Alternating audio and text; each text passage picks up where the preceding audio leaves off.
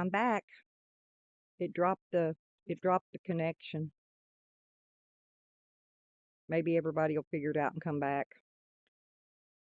I'm gonna have to go get in one spot and sit down. Otherwise, or it's not going to.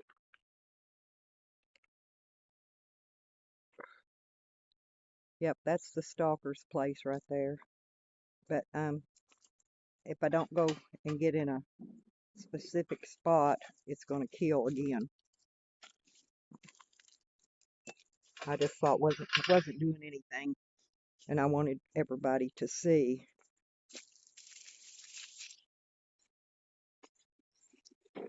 Yeah, thank goodness he'll be back at work tomorrow, hopefully, and he'll be leaving me alone. Sorry, my stream dropped earlier. It got in a dead spot out here and it dropped. It just didn't say bye, it just dropped.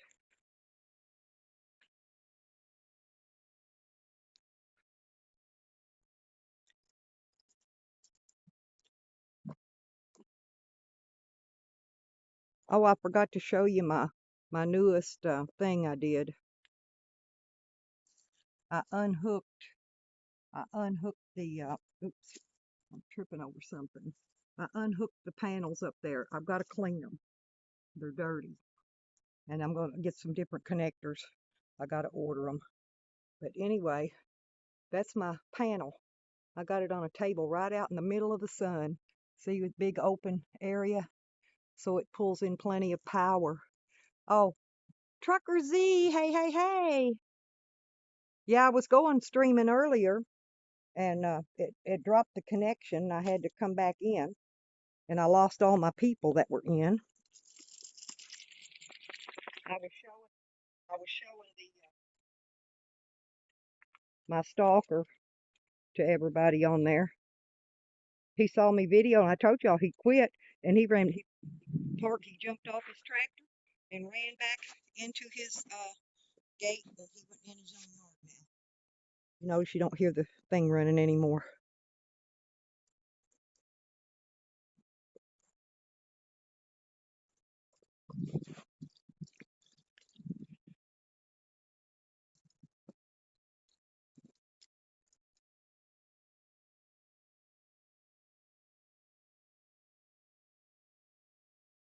I think everybody maybe will figure out in a minute that I had to restart it.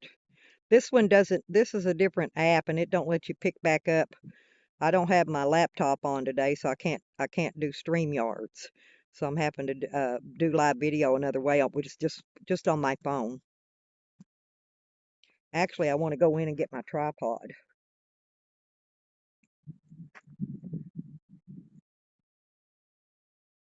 So I'm gonna try a second or prop it up or something. Maybe I can set it.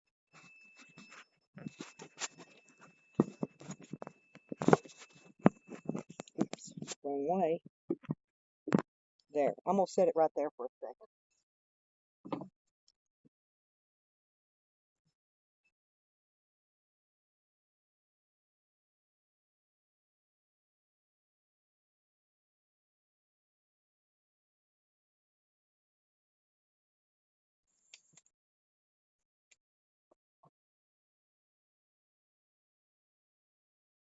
I'm still here.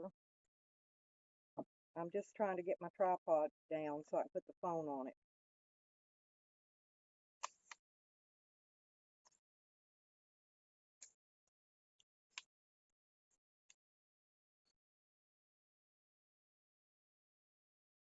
I think I got it all set up.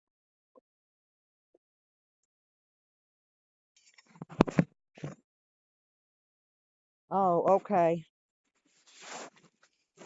Oh, yeah. Oh, he's big time. You wouldn't even believe. I can't even begin to scope out the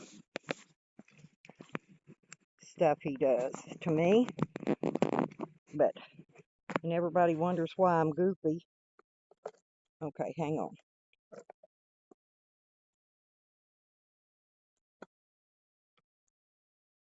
Okay. Now If he comes back out, we'll have him on camera.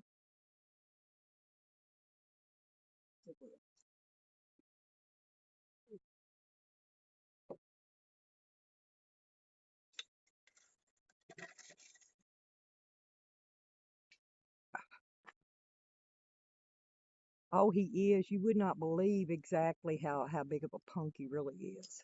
The stuff he does. And the thing of it is he is uh-oh, I tilted the camera again. This tripod does not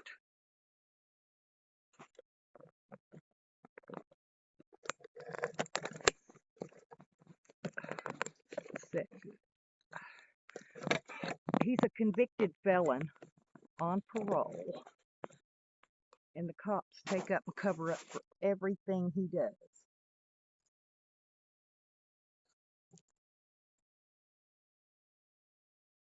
Okay, there we go. Oops. I'm trying to get this set right so I can quit moving it. Ah, okay. Now we're looking into the woods. There we go.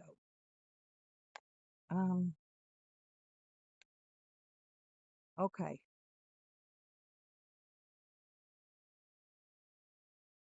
I'm back up now, everybody. I see people coming in now. Sorry about dropping y'all earlier. My uh it just dropped the stream. I got in a dead spot. That's what happened. Oh, there's my cat climbing a tree. I don't know what he's chasing. He's after something. Old dead tree over there.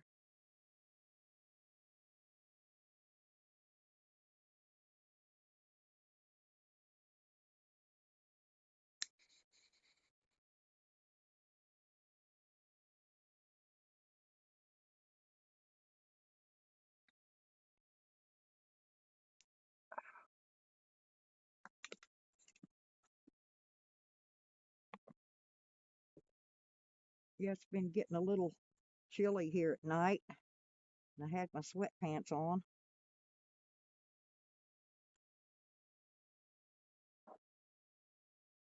And I'm taking them off. Oh, hey, Mary. Hey, Tex. I don't know if y'all was in here earlier. I was showing y'all my stalker. He parked his tractor and run over in his property over there because he saw me videoing.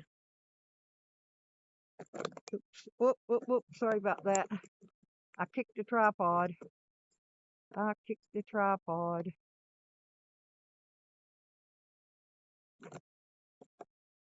This top of this tripod does not tighten down. I don't know what's wrong with it.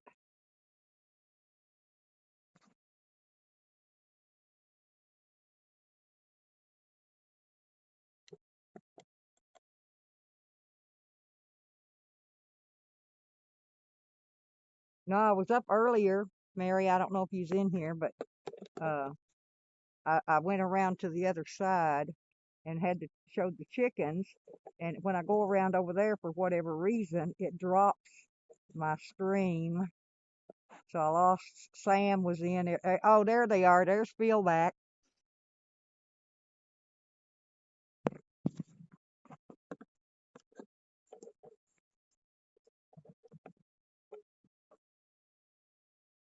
I'm trying to get the camera to sit still. There we go. That's good enough. Oh, hi, Jeffro.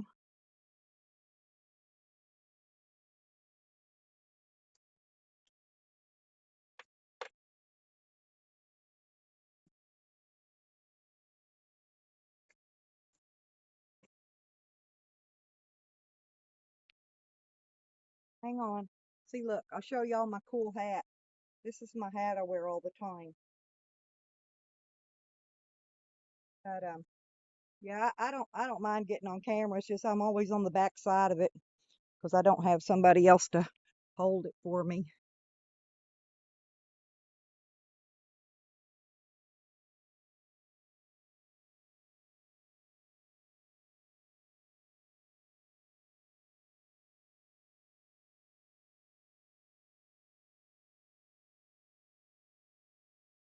Is that Sam back? Here it goes.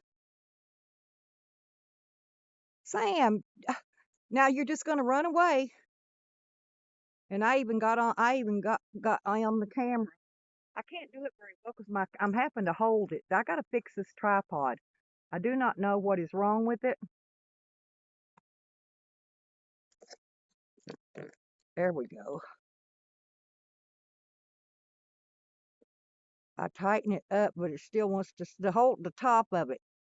They don't, these brackets for these tripods are just crappy made. They jiggle. Mine jiggles and moves. I need a new one, maybe a different one. I don't know.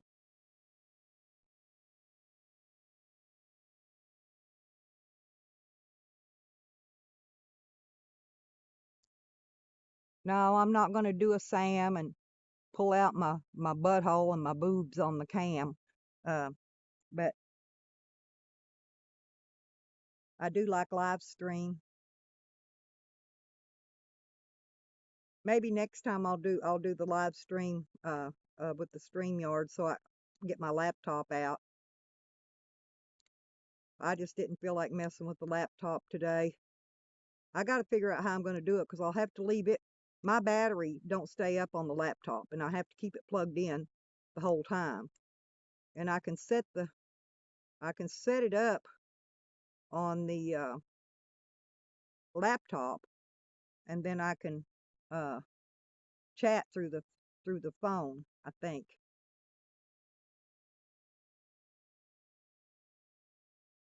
Now, I miss you too, Sam. But yeah, but you should have got you some rest, at least while you was in a nice, warm, safe place to rest. But if you're like me, you probably don't rest good in places like that anyway. I would rest better laying out here on the ground than I would in a motel, most likely.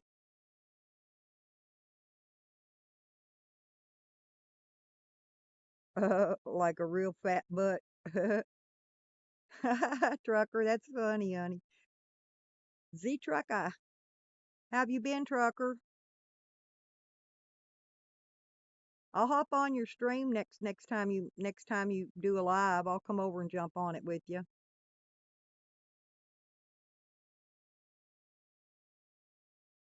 Yeah, y'all. Trucker Z's one of my friends. He's really a nice guy. Y'all check out his channel. Hook him up and go visit his live streams. He does lives. He's pretty good. Real good host.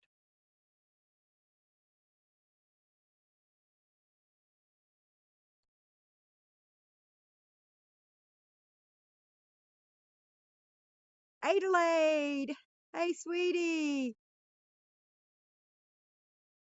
How's my Aussie friend doing? Is it really hot? Is it really hot in Australia this time of year? It's actually pretty nice here today. It's probably about 60 and the sun's out. And so it's nice and warm. Oh, you didn't StreamYard it yet? Oh, okay. I thought you'd already got yours up and going. Well, when you do, I've got your bell clicked. I'll come in and visit when you do. Cheers, Adelaide. I don't even know if I'm saying that right. That's how I've always said it. I used to have some friends in Adelaide, uh, many years ago. Oh, you're from Texas? Well, you know what's funny is matter of fact, Rick, and I forgot his uh the other girl. I forgot her name. It's been a long time ago, but they were from Texas as well.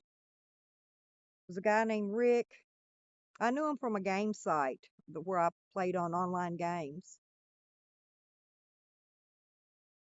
They were down like Yeah, they were down like South Texas. Yeah, Trucker. Yeah, when you do it, when you get your StreamYard going, I'll come jump on and visit with you till it gets crowded, and then I'll hop off and run.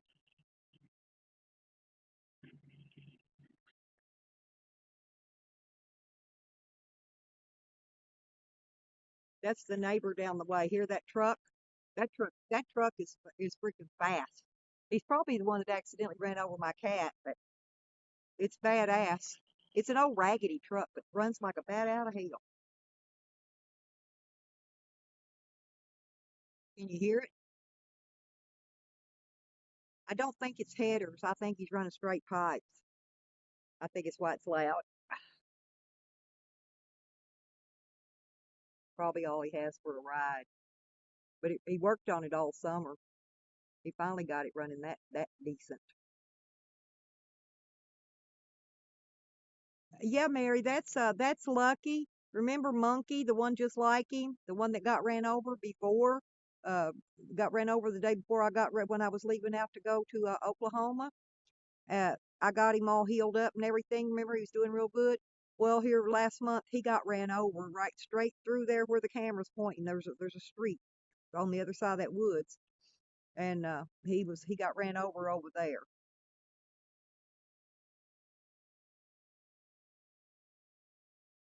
Oh, White Tupac. Hey, hey, Jeffro. Yeah, it's pretty nice. It feels like it's about 60 today. Sun's out pretty nice.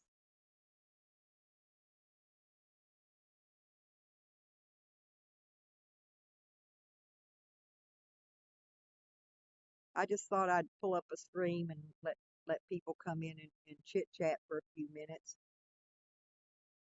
How you doing today, Tupac?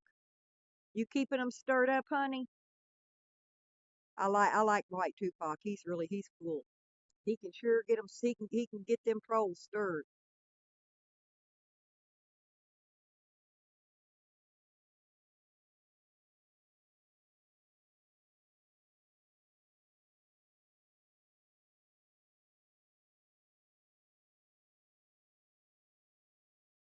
Oh, party tomorrow. Okay, are you going to video it or live it? You going to live stream it or video or something? I'll catch it. I got your bell dinged. I get your streams when they pop up.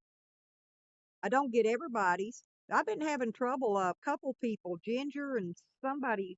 Uh, I'm trying to think. Ginger's and somebody else. There's two or three people in our community that every time I go back to their page, I'm unsubscribed from them.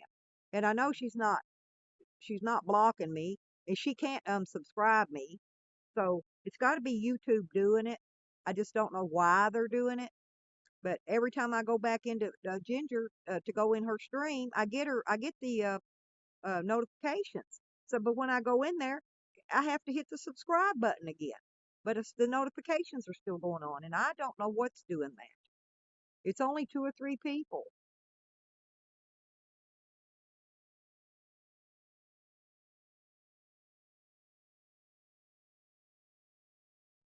Oh, he must have put it up after I started messing with mine because I didn't catch him had one yet. I'll go back and look at it later. It's probably not a live stream anyway. It's probably just a video, so I'll check it out. I'll go in there and make a comment and hit the like button. I do all the good things that YouTube likes. That's why I don't understand why they're unsubscribing me from some of my people, you know. Yeah, Tommy hadn't did a video in a while. I thought he was going to go he said sometime I thought after the first of the year he was going to make him a trip back and visit the slabs again. And I didn't know if he's going to do any live streaming out there or not.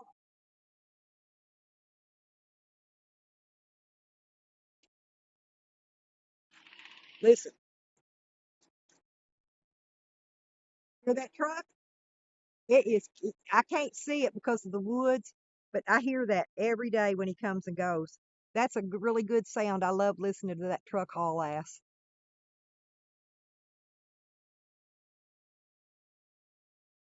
He's going down the main road. He must be heading out, going to town.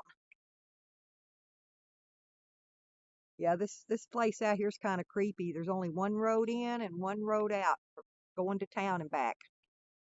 Unless you get in a boat down here at the lake and go across the lake and come out on the other side of the lake, you're trapped out here. It's like a dungeon and you're stuck in it.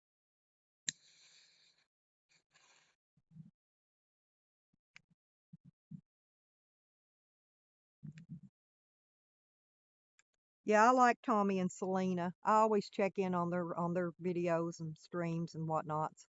I enjoyed watching the carnival stuff, the streams he did on his carnival. That's what I should do. I should go travel with a carnival and maybe work in a do a concession stand or something. I wouldn't want to operate no ride, but I could make cotton candy. I used to do that at a summer job when I was a teenager. I made cotton candy in the concession stand, popcorn, cotton candy, hot dogs, that kind of stuff. I really don't. It's a small truck, possibly an S10. Uh, I think it's an S10 or maybe I don't know, maybe a Ranger. It's a small pickup, really small, and it's raggedy, ugly, beat up. It's a beater. It's a beater truck. But man, it runs. It run like a scalded dog. I kid you not. But he's worked on it. He worked on it all summer long. It missed and missed and missed. I knew what the problem was, but I don't know the guy, so I didn't want to go. Me being a girl, I don't like going telling guys how to fix a truck, you know.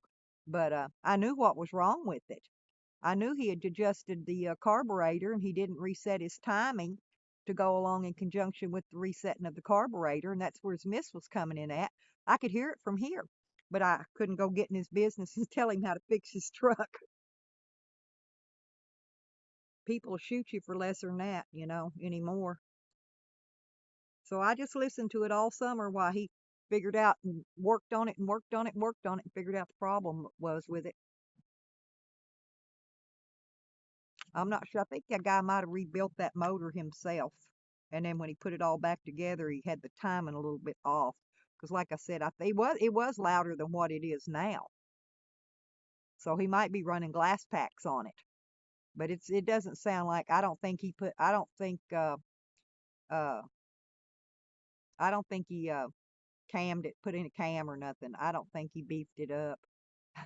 Well, it's true. Well, you know, I worked on cars my whole life. I'm just not physically able to work on a car anymore.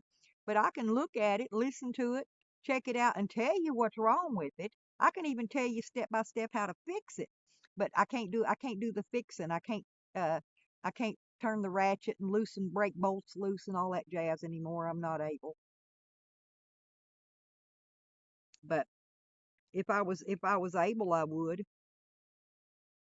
Yeah, I owned a mechanic shop here in town. Uh, the city bought the property out, the building I was renting where my garage was at, and the uh, police station, city police is there now in my location where I was. I didn't have anywhere else to move it to, and I had a full-time job, and so I just took it down and didn't deal with it anymore. Yeah, that's what Jeffro did. It sound like glass packs to you? That's what it sounded like to me was glass packs. See, before he didn't have no muffler. He was running straight pipe out it before. And it was you could tell it was super loud. And the muffler toned it down just a little bit, but it sounded more like a glass pack to me, because that's how glass pack sounds. And it's most likely single exhaust.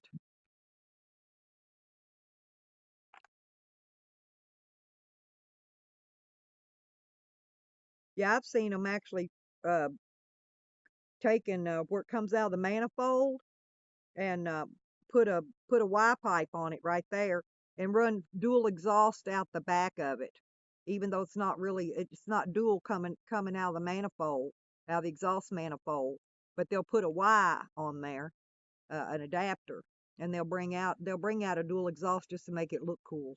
But to me, all it does is cuts down some of the compression.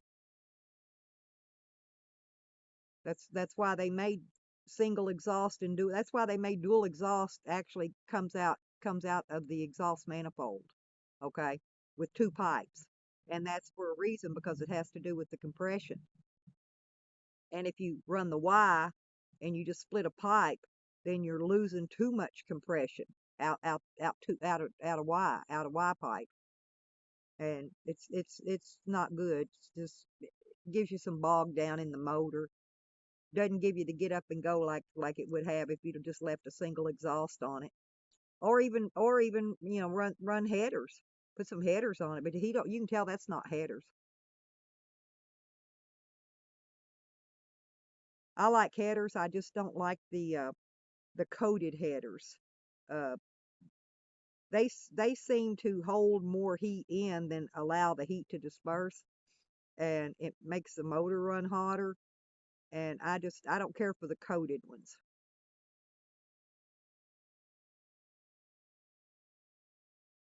Yeah, Phil. Yeah. Oh, yeah. Well, I built my first race car when I was in my early 20s. I had a '67 Ford Fairlane two door, and I put together. It was a conglomerate of a mess, but it was a 302 Boss block with a 351 Cleveland heads. Yeah, a Mallory dual point distributor. Um, had the 1150 Holly. Uh, and the Holly, the 1150 Holly, and the Quadrajet carburetor, and Edelbrock. Believe it or not, that the same kit will work on all those carburetors. The only difference is the gaskets and everything's all the same. The power valves are different. Yeah, the power valves are the main difference.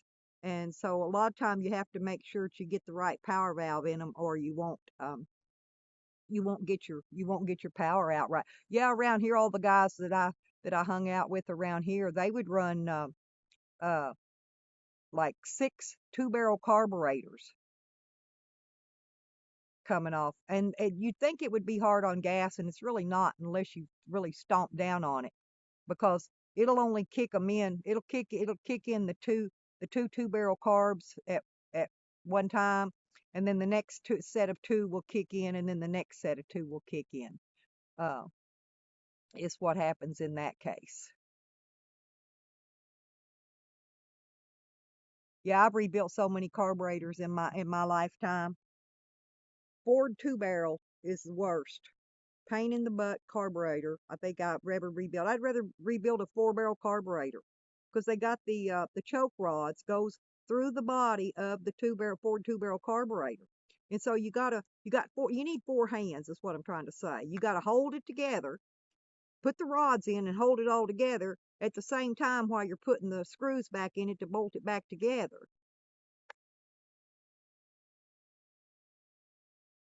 Thank you, Phil.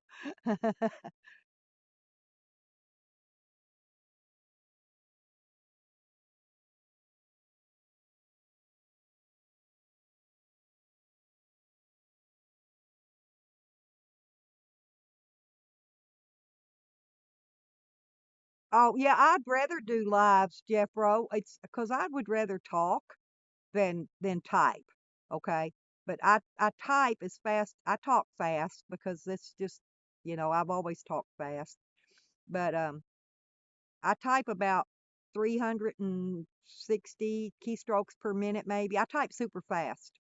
And I would just rather talk than type, because then I can explain things a lot better.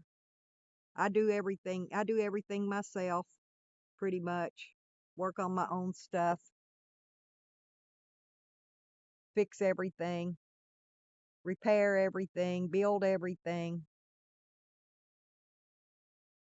That's why people are always asking me, how don't I have a man? Don't I have somebody here to protect me and look out for me and all that? And well, up until this point I really haven't needed one, but I could use one now.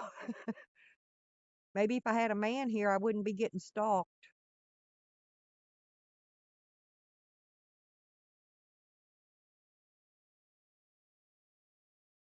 But I take care of myself pretty good. Yeah. Oh, I like to be funny too. I love being funny and laughing with people. That's why when people are trying to pick at me or laugh at me and, joke around with me, I just joke right back with them because I just think it's funny. It's comical. I don't take offense to anything anybody says to me online. Now, if they said something to me in my face and they were standing right here with me and it was something that I took an offense to, I'd probably pop them in the mouth. Yeah, Joe, you need to be on your way.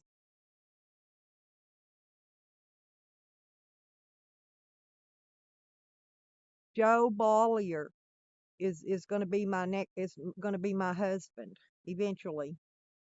I just can't leave here yet. Hopefully, eventually, I'll be able to leave here. That's why I hope Sam be careful with his case. If Sam's going to be, if Sam would have took that probation, he would have been stuck right there in that county.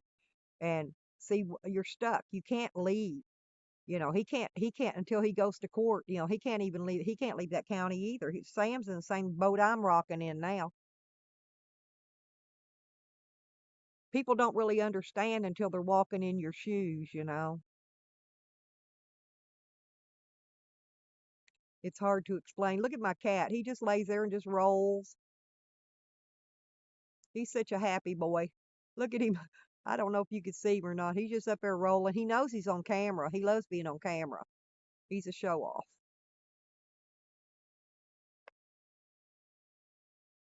And his name's Lucky. And I'll tell you why I named him Lucky. I've told the story a long time ago, but you all probably haven't heard it. I was in town visiting a lady friend of mine at her apartment in town. And she was in like a fourplex apartment building. And there were some older African American ladies that lived in her building, and they came over and asked her if they could borrow her rake and her hoe. I thought they were gardening. And so when I got ready to leave, I walked out there where they were at with the tools, and I said, "Are y'all doing some gardening?" And she said, "No." Said, "There's a kitten down here in this underbrush." And she said, "We're going to try to get him out." And so they were hoeing around in this underbrush, and then they got scared. Uh, because there was a piece of that gray PEX pipe, that rubber pipe, laying about a 6 foot long piece laying down in there, and they hoed it out and they thought it was a snake and they got scared. And so I happened to be all camoed out that day, had my hiking boots on and stuff. So I told them, I said, "Y'all just step back, hold the tools, don't be doing no hoeing, don't hit me with a hoe." And so I jumped down in the underbrush and started at one end and parted the underbrush and listened for the cat to mew. And I went down about 10, 15 feet, and then there he was. He's about 2 inches long, maybe 2 or 3 days old. He was newborn. No mama cat nowhere around. So I asked those ladies, I said, "Well, do y'all want the kitten?" And they said, "Oh no, we can't have no animals." They said, "We'd have to pay a pet deposit and we can't afford that." And I said, "Well, if y'all don't mind, I'll just take him with me and keep him." So went in the store and got him some goat's milk in a can and mixed it up, and that's what he fed on, goat's milk, the whole time he was growing up. And I've had him since newborn. But the name, how he got his name Lucky, uh, I had a roommate back at the time. He was Japanese, and I always took him to the World Buffet. He liked to eat with chopsticks. So I'd take him there to eat, where you get all that food from all around the world. And so we'd go there and eat. Well, we got fortune cookies. As a matter of fact, it's the same day I got the kitten, and uh, my fortune cookie said, uh, "Lucky is coming your way." It didn't say luck is coming your way. It says Lucky is coming your way. And I was trying to figure out a name for the cat, and I said, "That's the cat's name." The fortune cookie told me what to name the cat, so I named the cat Lucky. But so he got his name from a fortune cookie from the World Buffet.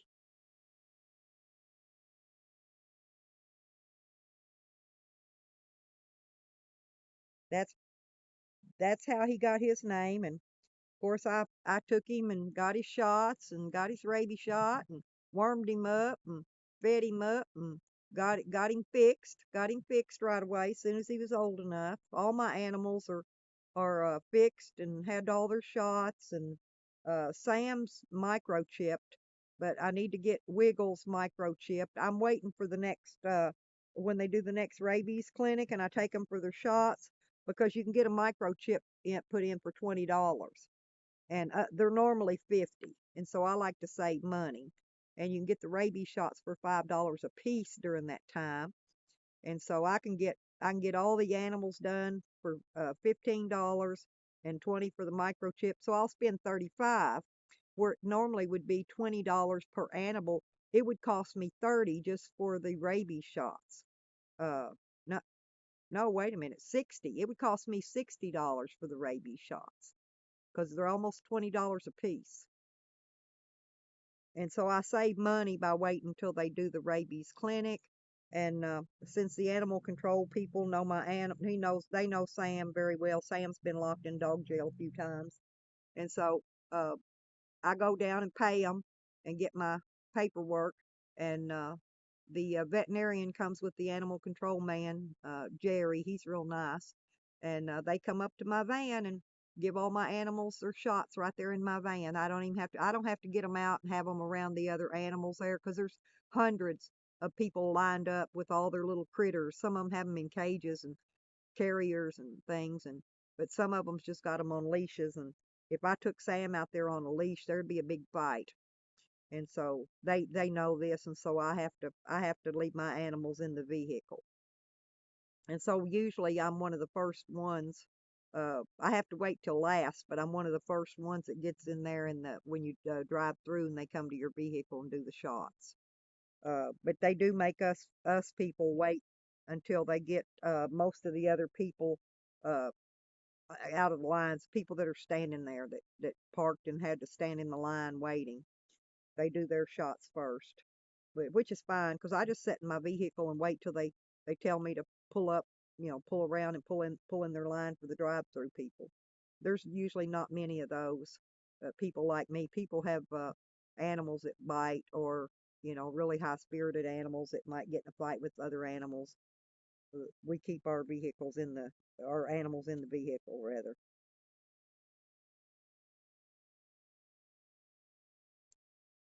I was going to go out today and go downtown and get my spring water, and I'm wanting to set up my if I can remember it and I have time. I'm going to do it. I'm going to do it tomorrow, provided I'm not running too late. But I was going to video some of the area down there where I get my spring water, where I hold my water from. I have a lot of jugs to fill, but I was just going to set it up and let y'all kind of watch the area, and I'll chat to you while I fill water jugs.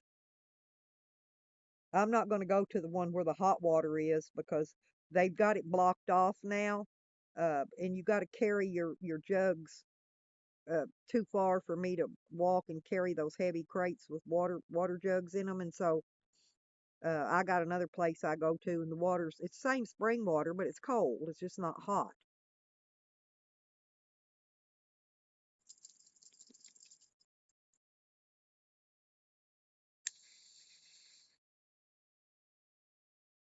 Hey, Jennifer.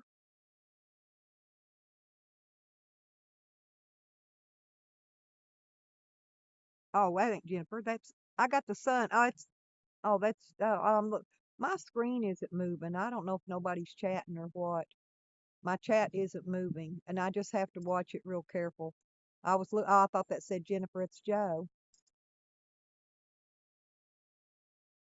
It says I'm still streaming. It says 11 people are in here, but I don't see my chat moving, and it just kind of shows up on the side of my screen. All my stuff shows up right on the screen. It says I have 11 people watching, 6 people liked my stream. This is since I restarted. I don't know how many was on the other one. I'm not taking them down. I'm going to leave them up there. I'll probably go in there and name them something and change it from live stream. I'll put something else on there, but I'm not going to take the streams down. I hate it when people do that. Sometimes I miss the live streams, and by the time I wake up, they done closed them out and they done made them private, and took them down, and I don't even get to see most of them.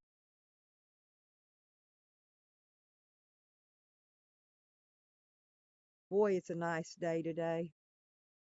Wind just barely blowing. Hey, Ray Ray.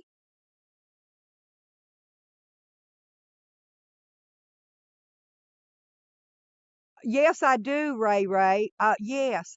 Matter of fact, um, I was looking. I saw that one Ginger made, and that gave me an idea.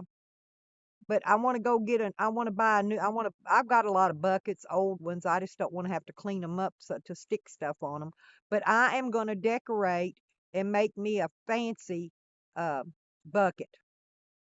But I put a lid on mine, a seat lid. How you doing, Ray? But yeah, that was a really good idea.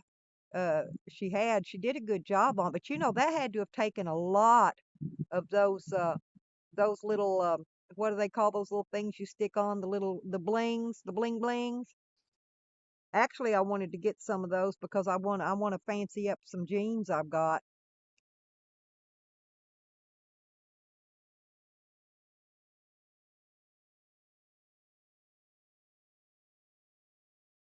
Yeah, see, Ginger's crafty. I guess she made that bucket. Uh, Ginger should go into what do you call that? Designing personalized camp items for people. She could probably make a killing doing it.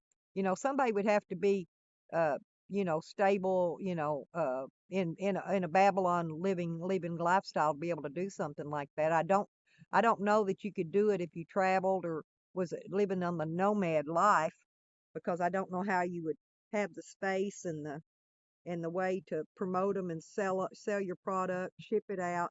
But Ginger could make money. That would be a good sideline. She could do jeans. She could bling up some jeans and some shirts and some clothing, and bling up some even the small appliances for the kitchen.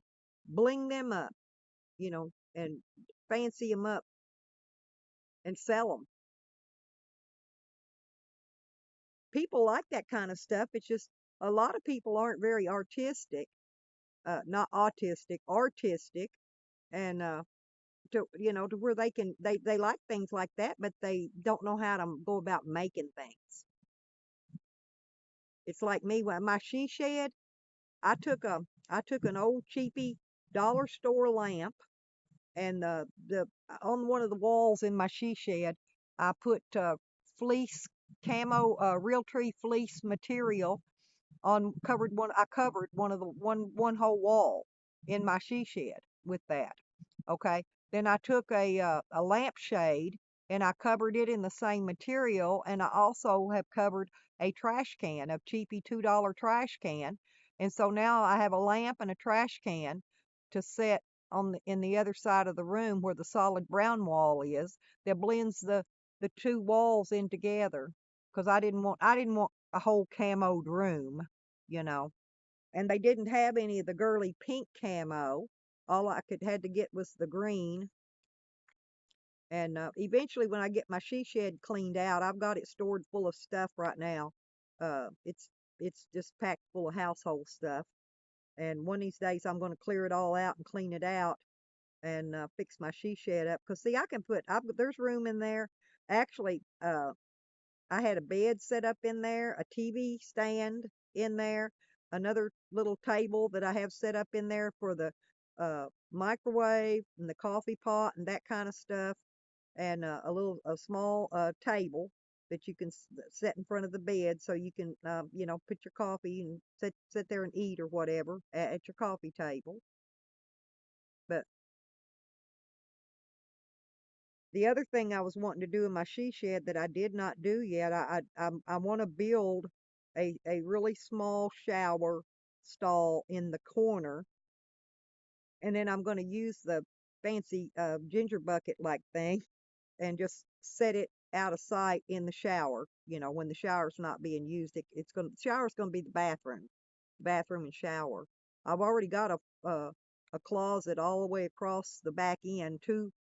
It's 8 foot wide. So I've got two lengths of 8 foot closet rod for hanging clothes. I've got the curtain up uh in there. It looks real pretty. It's a green curtain. It goes good with that camo material. And I tiled the lofts. It's got two lofts in there, and I wanted to find some like really thin memory foam and make some mattresses to put up in the lofts, for extra, just sleeping area, or one loft and maybe make the other one storage. And I've got curtains to go up over the lofts too that match the curtain on the closet. And they're like a fleece, a really lightweight fleecy material too. I put wall outlets in all four corners, and I had an electrician wire it up, and I've got a ceiling fan installed in the middle between the two lofts. I had to go to Walmart and buy a special, really short bladed ceiling fan. Cost a lot of money for that little ceiling fan, but the blades had to be short so it would clear the two lofts when it was turning. And then I got to figure out something for a ladder uh, to be able to climb up and down to get up to the lofts. I used a step stool, but my step stool got stolen along with everything else I owned. It was in my van because I used it to climb up in and out of my van with. And so it was in the van when the van got stripped. So there went my step stool.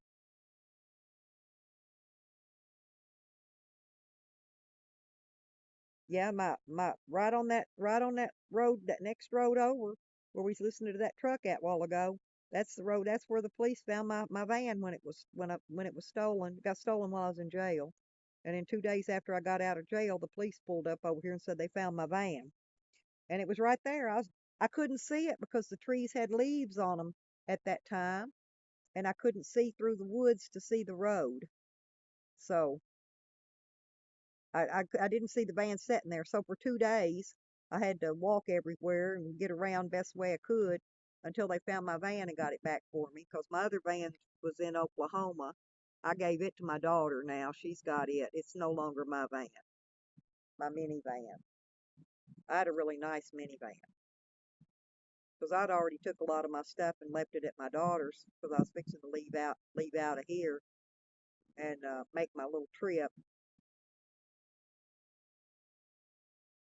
I was going to go to Slab City first because I wanted to unload a bunch of that stuff, and then I was going to go to Colorado and back down the West Coast again, and come down through Arizona and Utah and all that, and then circle back down and then go all the way across the southern part of the United States again, all the way across down through there, because I wanted to go to the Mardi Gras.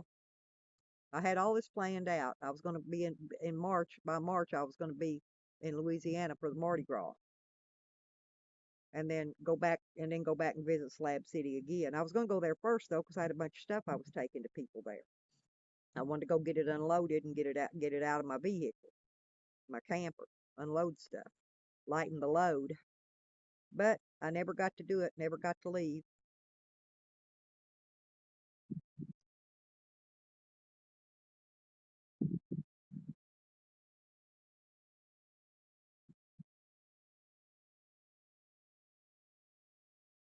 Well, it's 49 minutes. I'm gonna hang on here about another 10 minutes, I guess, and then I'm gonna shut her down.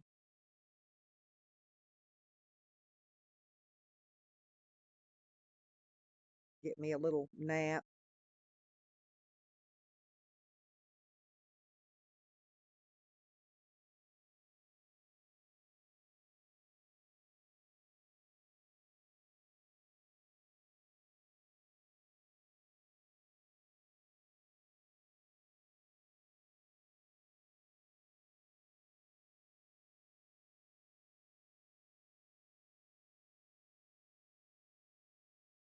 Yeah, I'm just being quiet.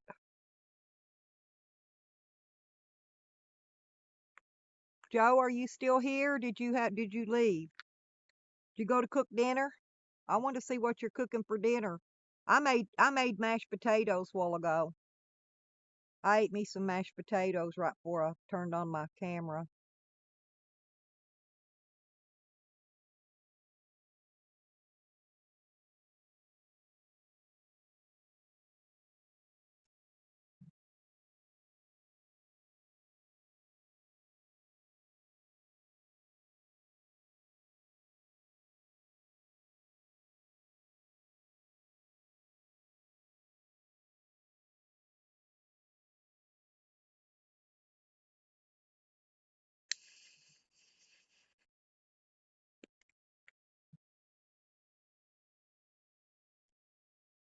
I made instant mashed potatoes earlier. I like potatoes. I'm thinking about going in a little bit though. I'm going to make me some of those peanut butter no bake cookies with the chocolate syrup and the oatmeal, peanut butter, raisins. Uh, I usually put white sugar, but I think I'm going to put some brown sugar in it this time and make it just a little bit different. Oh, okay, trucker. I see you. I see you and Joe. Yeah, I've still got people in there. Um, everybody didn't leave me yet.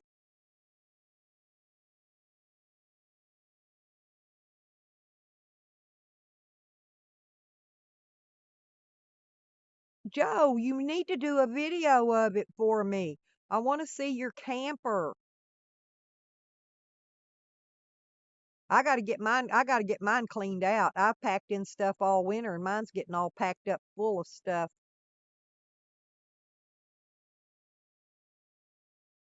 Dawn Bargain Hunter. Cool, Dawn. Yeah, oh, I'm not a big eater. I'm kind of funny. I take spells about eating things, and sometimes I'll eat fried potatoes every day for several days in a row just because it's what I want. Yesterday I made hot dogs and chips. That's what I had yesterday. I gave the dogs the rest. I ate 2 hot dogs and gave the rest of the package of hot dogs to my dogs earlier. My dogs eat hot dogs, but I'm just not big on eating a lot of meat. I like vegetables and fruits, and I've got dried cherries. I usually make oatmeal in the morning, and I've been on this kick lately. It's strawberries and cream oatmeal, and then I add in these dried cherries, and oh man, it is the bomb. And yesterday I made scrambled egg and cheese sandwiches, and sometimes I just make grilled cheese sandwiches. I've got a crap load of tomato soup I need to start eating. I figured this winter I'll probably eat a lot of tomato soup and grilled cheese. Well, I went down and got the commodities last month, and I picked up my block of cheese, my government cheese, and man, that makes the best grilled cheese sandwiches. Hey, Joe, how big is your camper? Yeah, I don't like the brake on mine. I'm gonna tell you. Uh, I can't. I don't have my tools out to lift up that lid on there. I'd show you. Mine's got a hydraulic thing on there on my brake for my camper. It's manual. It's a manual brake. It's got a chain thing that you hook to the back of the vehicle. That when you hit your brakes, it pulls it, and it pulls a little lever on the brake to the camper brakes. And then I think that's what about caused me to flip it coming back from Oklahoma when I hit a low place in the road and I forgot to drain my water tank and the water got to slopping in there and the van and the camper got to rocking and the van got to rocking and I nearly flipped the whole mess. I about went belly up. But I let off the gas and let off the brake and grabbed the steering wheel and just rode it out like riding a bucking bronco horse or a bull. But anyway, I got it under control. I was just lucky there wasn't no vehicles coming in the other. It was a 2-lane highway and there wasn't no traffic on it. I got lucky, or there would have been a big old wreck because I had to do what I had to do to get it under control. But anyway, that when I got it, the master cylinder that's mounted up on the front, the frame of the camper, where the A-frame part where it comes together. Anyway, it was dry on brake fluid, and I put brake fluid in it. And so I guess I was hoping it worked, but I don't think I'm going to hook that up. I need some kind of an electric brake system, but but you got to put it. what I'm talking about, I think you have to put it behind the wheels. There's something you mount behind the wheels, and then you've got an electronic box that you've actually got up there in the front with you where you're driving, where you can actually apply those camper brakes as needed, and you can let them off as needed. See, the way mine is, once they lock up, they're locked up until they release themselves.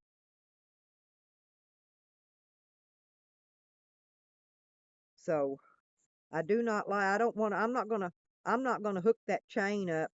Uh, I may hook it up, but I'm gonna leave a lot of slack in it. Therefore, unless the camper was to come unhooked, I've got my safety chains on it, but if in case it was to come unhooked for some reason, you know, I'm gonna hook that chain up to the brake so it will lock the camper up at that point. But I don't want it locking it up when I'm driving because I can handle it better without a brake.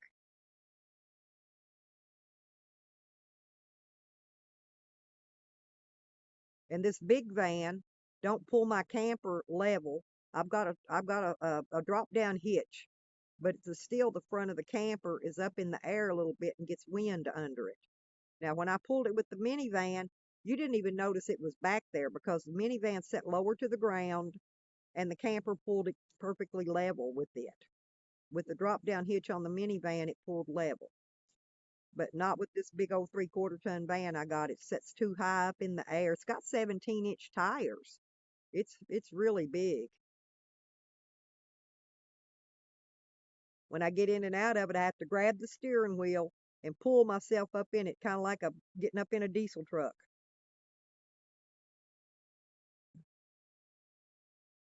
No, Phil, I don't want it serviced. I don't want that manual brake on it. When I've got the money, I'm gonna just take it completely, take this one completely off, and I'm gonna put an electric brake system on it and take that hydraulic system off because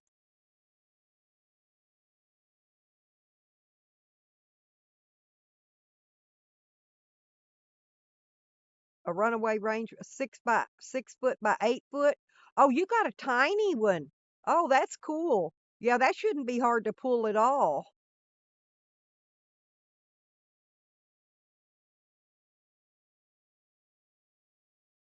Okay, hey, Joe, you drop a link to one of the channels on there that's got one like yours, on one of my comments. Just drop me a link, copy paste me a link on one of my comment to one of my videos, and I'll get a notification on it and I'll go check it out. But yeah, so yours is 6 by 8, mine's 7 by 18. Mine's seven, and my van's 7 feet wide. My van and camper's the same width.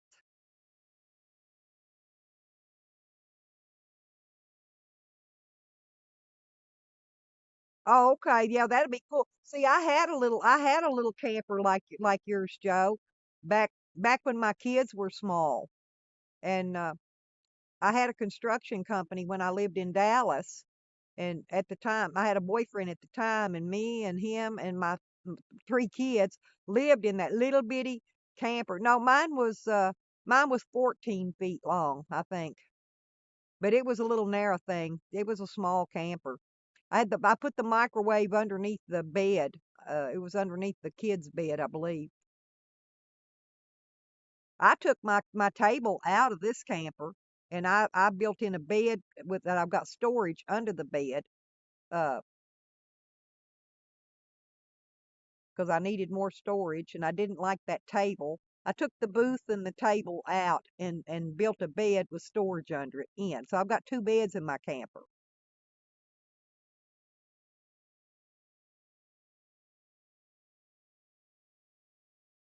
Well,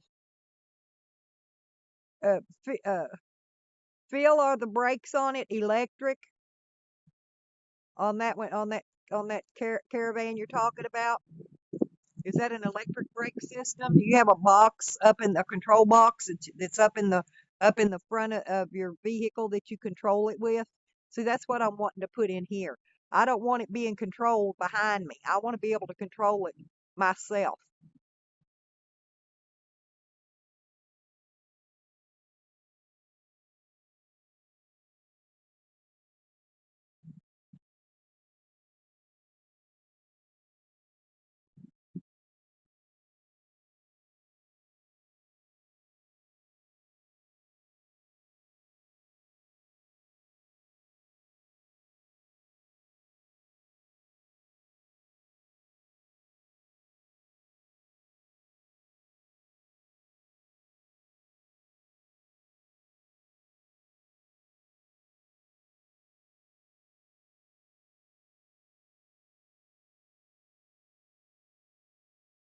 I think the chat's taking its time about catching up when I talk to y'all because it doesn't pop up in there real quick. Uh,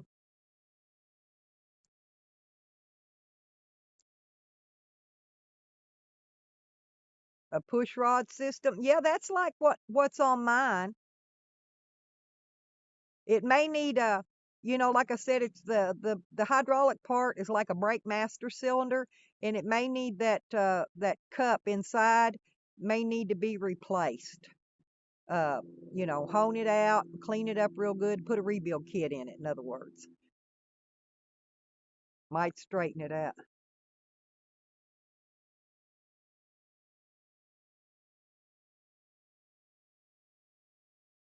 Huh? Yeah, that's the way mine is. Mine's old school. There ain't no electrical to it, but the one I want to change out, you put you put you it's anyway it has it has wires that go to the brake pads in the wheels, and then the wiring goes up to a control box that you have at your dash or wherever you mount it up by where you can reach it, and then you control it from there. And that's what I would prefer to put in this one. I had a guy offering me a gooseneck, a really nice gooseneck camper. Uh, uh, I'm thinking as a 30 or 40 foot. It was really big with slides on it, and a 1-ton truck. He's trying to trade me for my place here, and I told him no, but I don't know. I may change. Who knows? I may change my mind. It's a pretty good deal if it's all in nice shape. He sent me pictures of it. It looked pretty nice. I may go back and inquire into it. But I don't know. I have never pulled a gooseneck camper before, a trailer of any kind. No. Oh, well, I know. No, no, no. I think that is. I've never pulled a gooseneck that I can remember.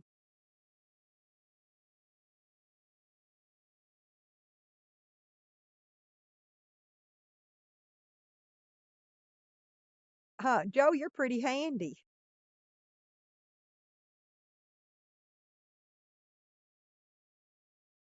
Oh, really, Don? You got a 45 footer? I'm thinking this one. I thought this guy told me this one's a 40 footer. I'm thinking he said, which is pretty big. I just don't like the idea. I don't like the idea of the bed, that bed where the bed part, the sleeping part comes up over the bed of the truck. Uh, yeah, it's worth considering, Phil. Uh, depends on how quick I get cleared out of here. If the guy's still got the stuff, I can't. I don't have anywhere to go right now. I can't leave. Uh, and I like my spot here, and I'd have to get my shed moved to Oklahoma, and that would be another expense. Because I'm not letting my shed go with this place. I'm keeping my she shed.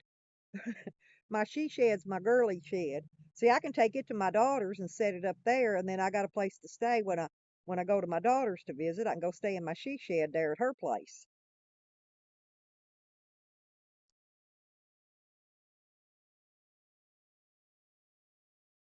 Yeah, this gooseneck camper he sent me pictures of was really nice. I think it had 3 slides with the levelers and all that jazz on it. It looked decked. It looked like it was decked out pretty good. It was nice.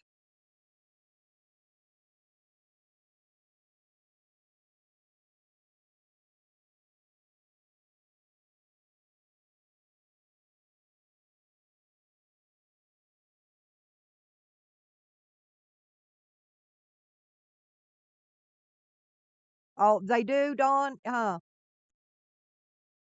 Well, that truck this guy's got probably has the setup for that. He's been pulling that gooseneck with it. He hit that truck. He's got that 1-ton probably is already set up like that in the dash. Then I'll have to ask him about it because I don't know. I wouldn't know anything about letting the slides in and out or working the levelers. He'd have to show me everything, how to operate all that stuff, because I wouldn't have any idea. I'd hook onto it and pull it away, and there I'd be, not knowing had to learn how to work on it the hard way, like I always do.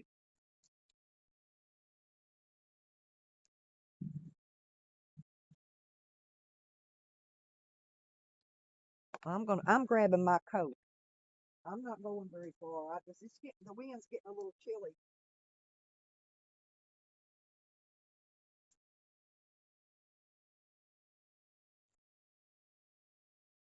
I'm putting my jacket on.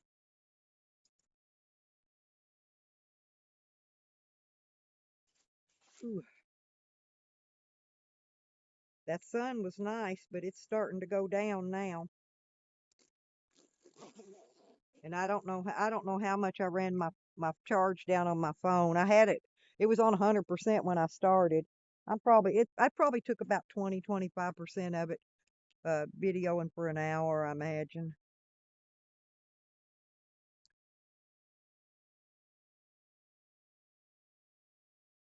Well, I may keep the guy on the hook. See, I don't know how much longer I'm going to be tied to this place. And I got to pay my bail bondsman the rest of the money I owe him in order to get my property deed back so I can sell it anyway. So he knows I'm not going to skip out on him. I got a really good bail bondsman.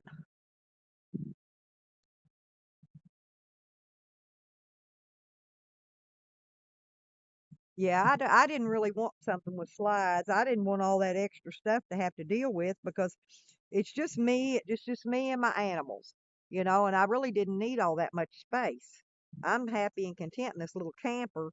It's just, I don't really like pulling a camper. I wanted an RV that you drive.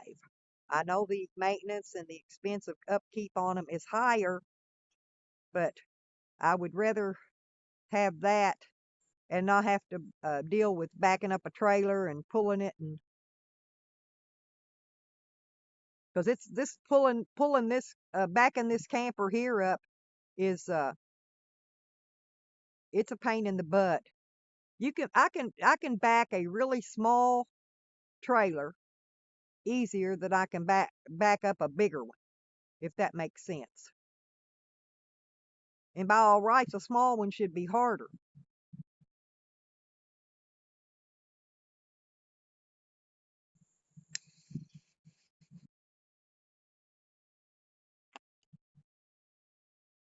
Now I've been promising everybody I'd do a live stream, but I didn't want to. Everybody else has been doing them, and around the holidays, and I didn't want to cut in on everybody else's live timing, and have them say, "Oh, you just had to go live while I was live," or something.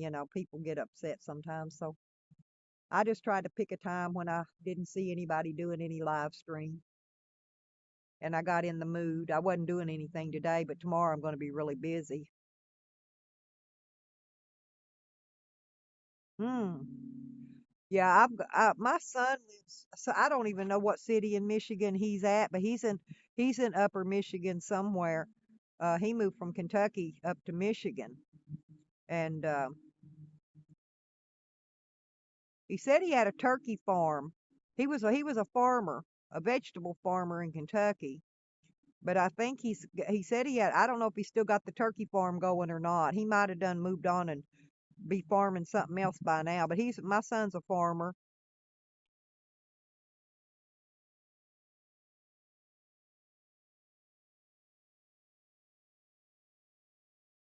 Yeah, I thought my friend was going to bring over some more chickens this week, but he didn't show up with them yet. He said he had to catch them. He's supposed to be bringing me a few more chickens over, some more hens.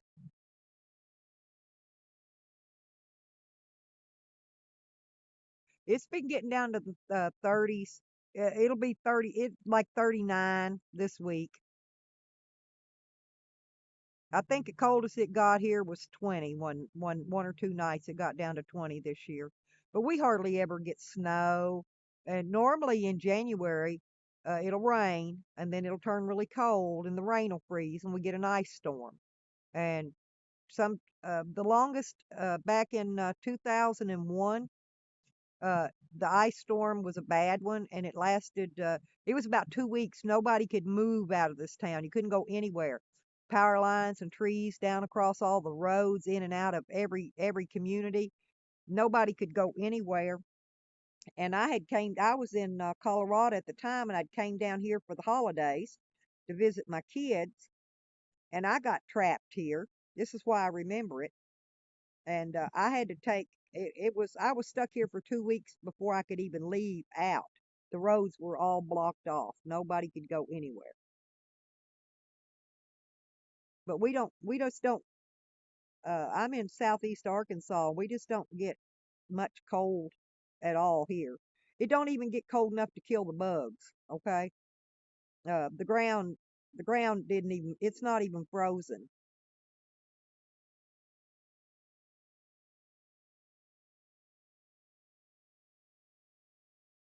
It's quiet and peaceful out here though. I like it here.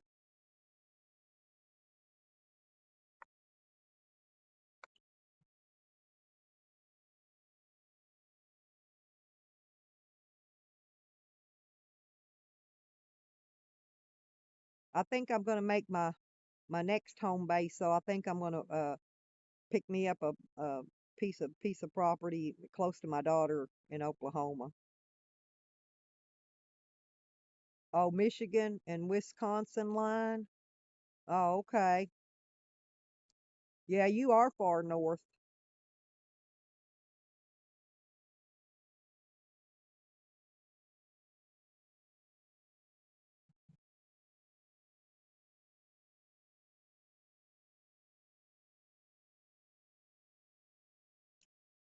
Yeah, it's just if I get rid of this place and I go ahead and do some trading for something else, and just to get out of here and get away from here, which I might do. Uh,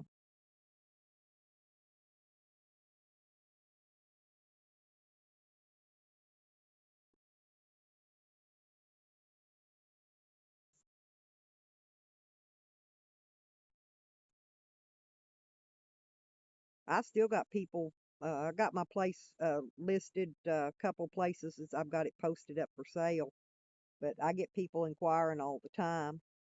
It's just I haven't said yes or no to anybody yet.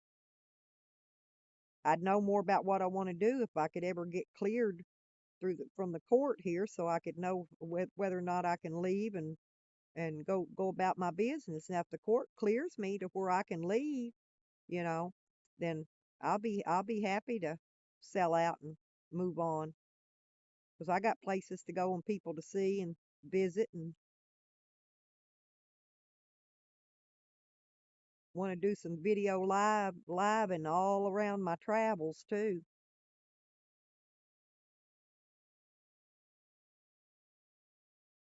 I got a few more things I got to fix on my van. When they stole my van while I was in jail, I think they bypassed the neutral safety switch on it.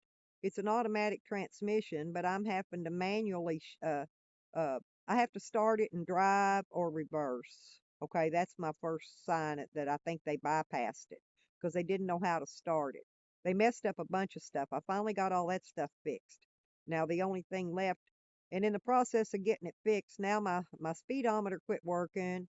Uh, Something else quit working. Oh, my overdrive isn't working. I think that all has to do with that neutral safety switch.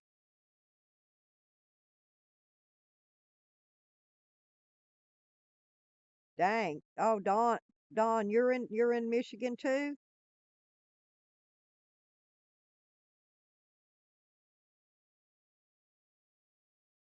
Oh, oh, that's DOS, DOS, DOS, Equus, huh? DOS. Okay, so I got two Michigan people here. Cool. I like all my northern folks.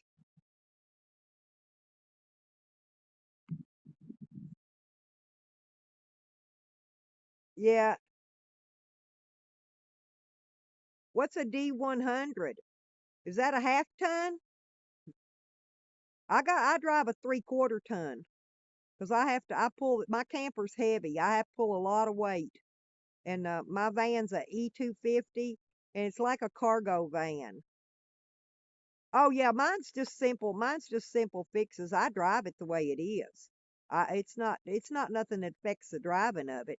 My motor and transmission's been recently rebuilt just before I got it. So, and I got brand new tires on it. My front end's all solid. I've got new shocks on it. Uh, Everything on it's pretty much been put on brand new except for the stuff that was on the front of the engine, like the starter and the alternator.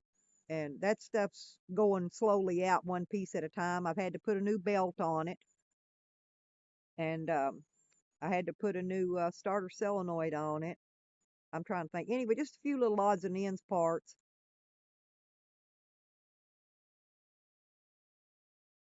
Well, my electrical problems because I had a rat that chewed on some of my wires. Matter of fact, since I put that JVC stereo and them new speakers in there, my speakers are not working again, and I think I got a rat in there again, or a mouse, and I think my wires are unhooked or got a bite in them. I've got to pull the dash back out and oh, thank you.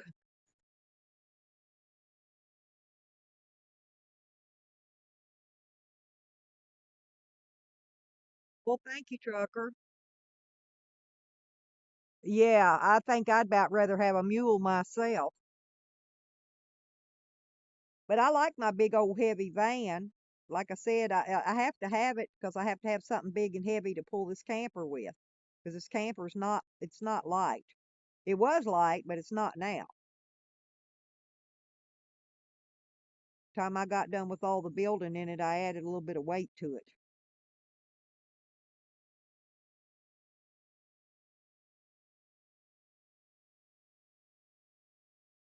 Yep, gotta have my critters. Yeah, my dogs. I'm fixing to. I had my van decked out inside, and when they stripped it, they took everything. My cabinet, they took the bed, they took everything, completely stripped it. So now I've got to completely. They took everything but the floor and the carpet and the wood floor out. They took everything. So now I've got to completely redo the whole inside of the van again.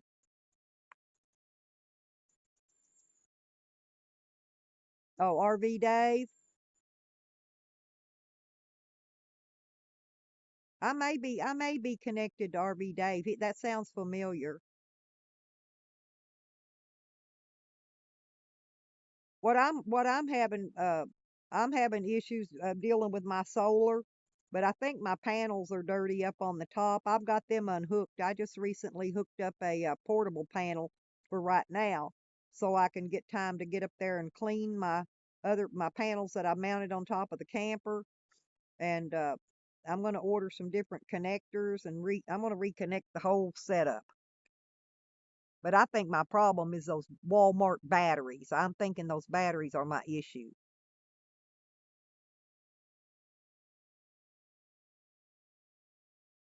because I've got enough solar panels and I've got nice solar controller and inverter, all that stuff. I got nice stuff, and I've got three batteries, but they're Walmart batteries, and I don't.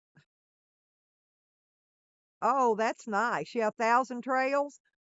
Yeah, one of that might have been them I contacted to get that membership, and I sent them the money. I'm trying to think. They ended up refunding it. Well, I've took them back once and got them replaced because they were dead. And I don't know if these are dead. They're not holding a charge, is what they're not doing. I can sit there and charge them all day long, and they're fine as long as I'm charging them. But they won't hold a charge.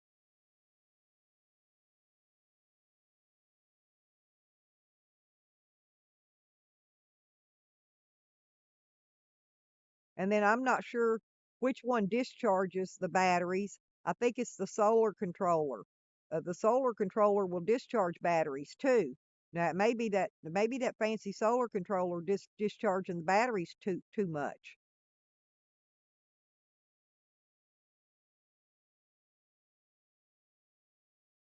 Well, I'm going to find me some better batteries first, and then I'm going to take all these back and take them to Walmart and see if I can get my money back. My friend works for Walmart though, and he said that they'll prorate them, so I won't even get all my money back out of them. I'm wanting to get a couple of those big Caterpillar batteries. Those hold a lot of power because they have a lot. They've got more plates in the battery themselves, and so therefore they hold the power better. The Walmart batteries are just cheap made, and I've got the bigger battery. They're 101 amp hours each, I think, or 105. I can't remember. Yeah, but these batteries have never worked right from the time they were new. I've got two 100-watt panels on top, and then I've got three of those batteries, and I think they're either 101 or 105 amp hours each. I can't remember, but anyway, that should be enough power. I should at least be able to keep my phone charged all night, and I can't. It's just not working. Huh? Lifetime warranty? Yeah. Oh, yeah. Well, I was looking at Advance Auto has got a Caterpillar battery. It's not I think it's a 2-year warranty on it though, but it's only about about 150 bucks, $160, something like that. It's not bad, and it was not 900 cranking amps, I think.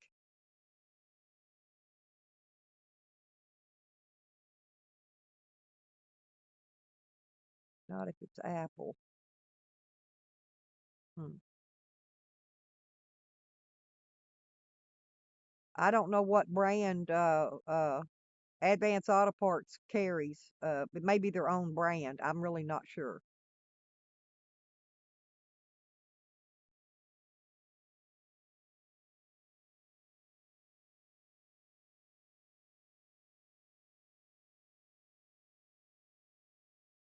Huh.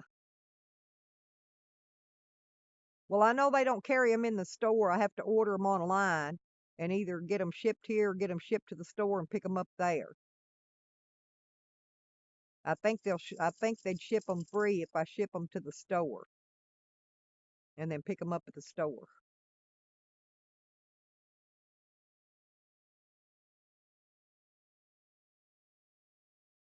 Huh. I'm almost positive this had a 2-year warranty, and that these I get at Walmart are 1 year. Now the one I got at Walmart in my vehicle is okay, and it's a 2-year warranty on it.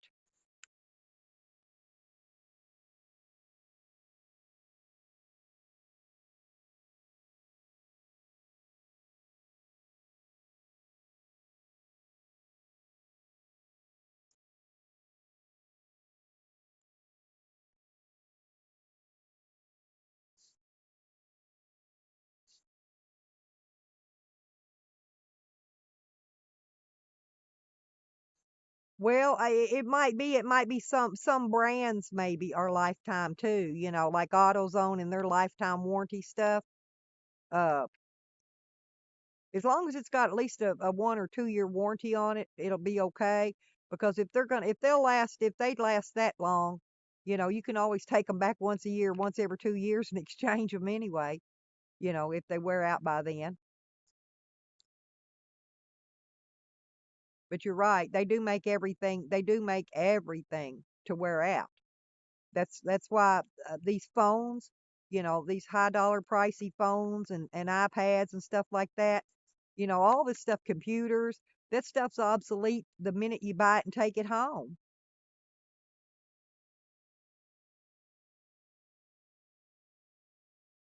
A white hand chart,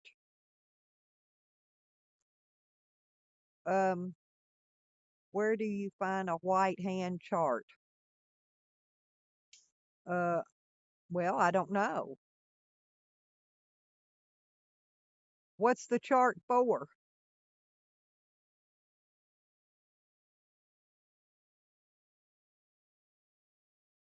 Oh, yeah.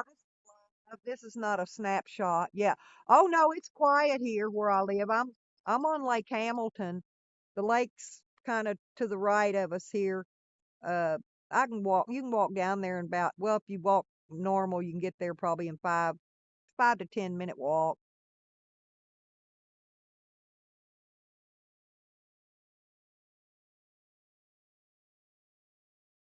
Oh, cart.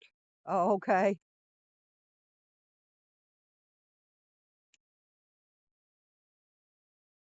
Oh yeah, Battleborns are the best. Have you priced a Battleborn, Joe? I can't afford Battleborns. I've been looking at them, and I've also been looking at what they call red top, yellow top, and blue top batteries, and I'm not sure exactly what even those are. They're sealed battery, I know. No, yeah, Battleborns are high dollars. But somebody in one of those RV said there's another battery out there that's better than the Battleborns now, and I don't remember which one they said. I'd have to go back and relook at some more videos, some old video to go back and see what they are referring now. Battleborn used to be the top reference, but now they're referring another brand of battery. Oh, I see my little I don't know what that is. That's not a sparrow. Huh. Looks like a robin. My birds have been coming out already. My red birds were here yesterday. I see me sitting on my fence post over there just looking around smiling at me. I always got feed and water out, and they always hang around here all the time.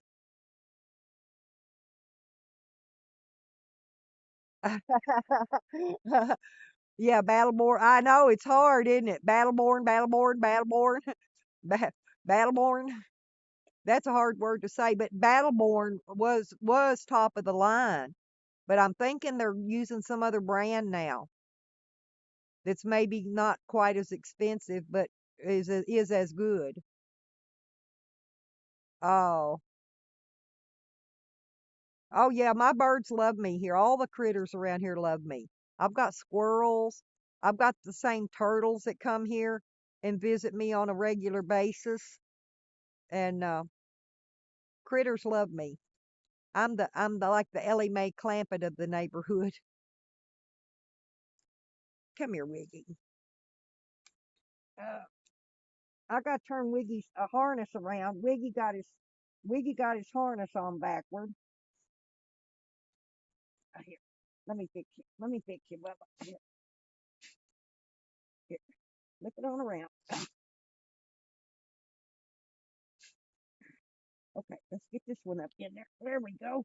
There you go. Nearly fixed. Wiggy's had his harness on him upside down earlier. Oh, he's loving me now. He came up here so I could straighten his harness out. Yes, Mama fixed your harness, you little fat boy. This dog has gained so much weight. When I got him, he was a little tiny, just a little tiny baby. He was so small.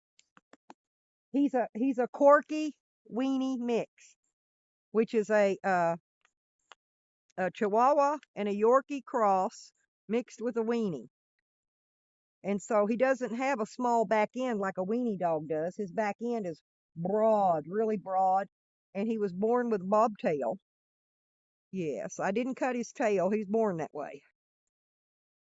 Yes. I think this what it is the this stuff this harness is made of is stretching out, and it's giving him enough slack he can get his foot through there now because his feet are only about 3 inches off the ground anyway, and he's got really fat feet but really short legs. His body almost drags the ground when he walks, but he's so heavy I can't hardly pick him up anymore. Yeah, and I used to be able to carry him in my pocket when I first got him. He was little. Yeah, he was a little boy. That's okay. Sam's wanting petted too.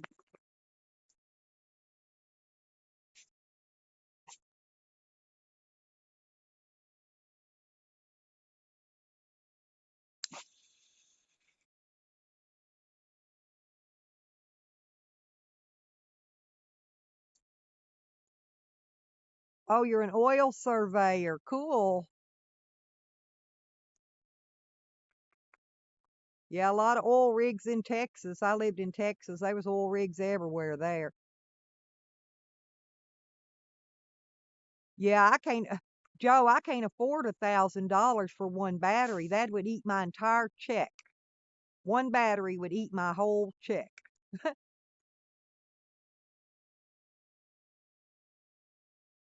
I guess that's better than uh paying it for bond.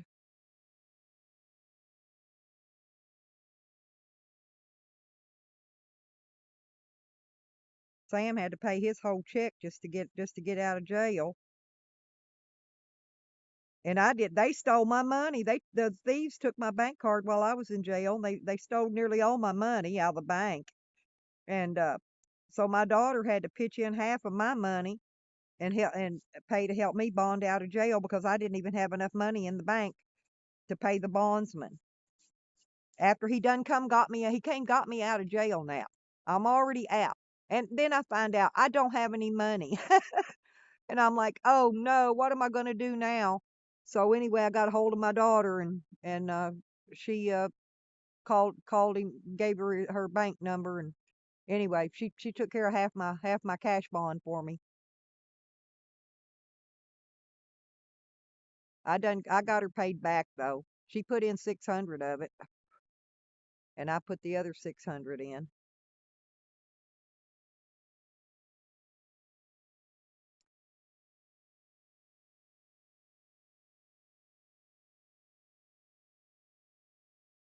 from the show where she asked Granny if she could help him after finding him lurking on the property. Yeah, exactly. Well, my stalker took off when I started my I was doing my live stream, and I guess he didn't like me doing my live stream. He took off. Well, the thing of it is my bond was actually $5,000, okay? But I only had to pay the bondsman 10% of it, and then I had to put my property up for collateral for to back the $50,000 bond that I had to pay bond out of with 50 grand. And so I don't know. I've got to find out from him how much I still owe him. Let's see. See, July, August, September, October, November, December, and January. Well, I paid him $650 out of 5,000 out of 4,000. So owing what? 30 3350 3,350.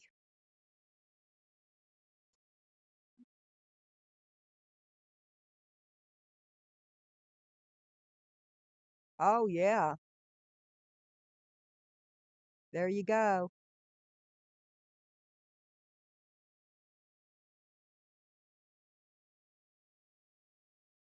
But my bail bondsman, he likes me. He was really good. But I didn't get a local one. I got one from another town. I didn't hire a local bail bondsman. I didn't trust him.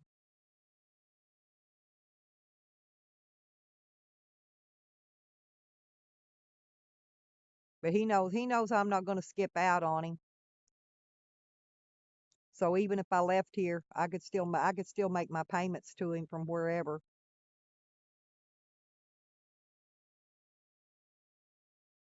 Yeah, oh yeah.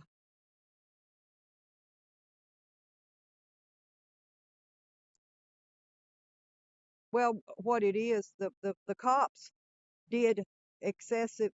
There goes that truck. It is the ugliest truck I ever seen in my life, but it does run. It runs like a scalded dog.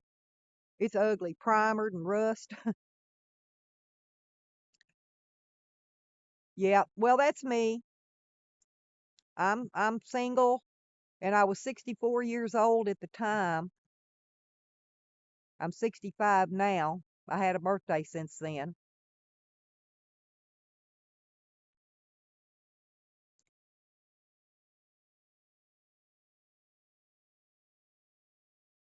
Oh yeah, and they don't care. They do not care. But the problem is they damaged my mobile home really bad. The police did. Now they're trying to get people to try to trick me into pulling it out of here to get rid of the evidence against them because they know they're getting a big ass lawsuit on them. As soon as all this is said and done and over with, there's going to be a lawsuit on a bunch. They're not going to like it. Personal. There's going to be a group lawsuit and then personal lawsuits against specific individuals. Okay? And they are not going to like it. That's the reason they want this trailer out of here. They want me to get rid of it so I can get rid of the evidence against them.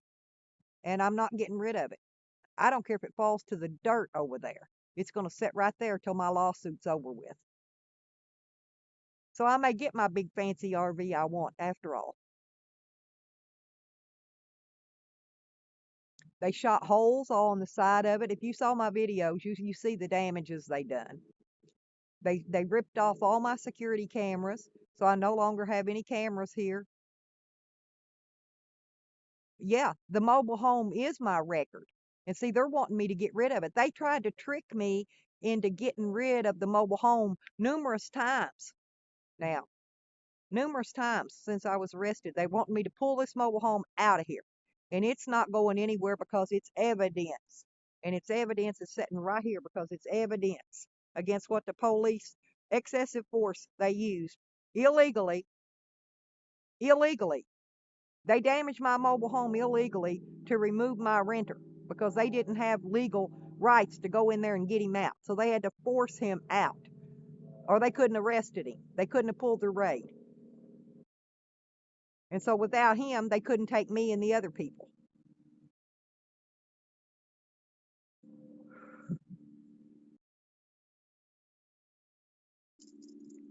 Oh, I record. Yeah, that's why I videoed it. As soon as I got out, I made videos of everything. Yeah. Oh yeah, they're dumb. They're dumb. They're not very smart at all.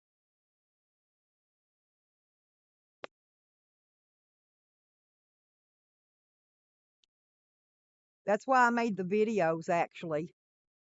Just so that I've got records. I've got records on live camera of everything. It ain't just pictures, doctored pictures. I got video. I video everything.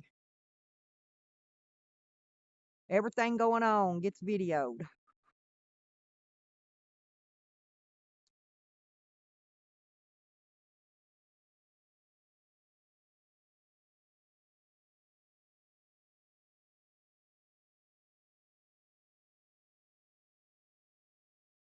And my stalker wants my property really bad. The dude across the street, he's even tried to blackmail me out of it. That didn't work either.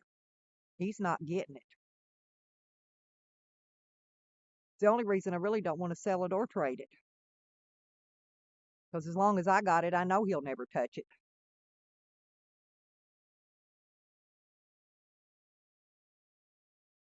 And there ain't nothing he can do. Not a thing. He even Friday before last, he tried to set it on fire. He shot a muzzle loader over here at the side of it. There was smoke just a rolling on the front side over there on his side where he shot it. He ain't even supposed to have a gun. He ain't supposed to have a firearm at all. He ain't supposed to be shooting a firework because he's a felon on parole. He keeps cooking his own goose, he's digging his own well. He's digging his own well, digging it pretty deep too. I just sit there and let him keep on digging.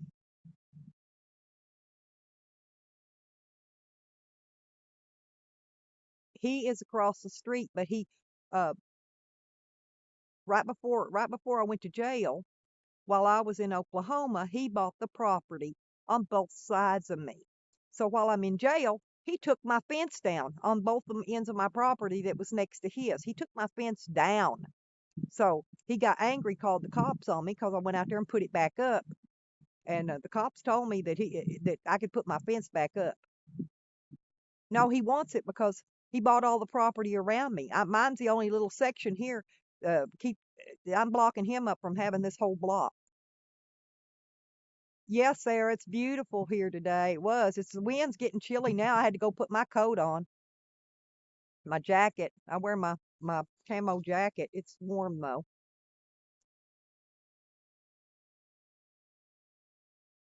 He wants my property because it's sitting in between his two properties now.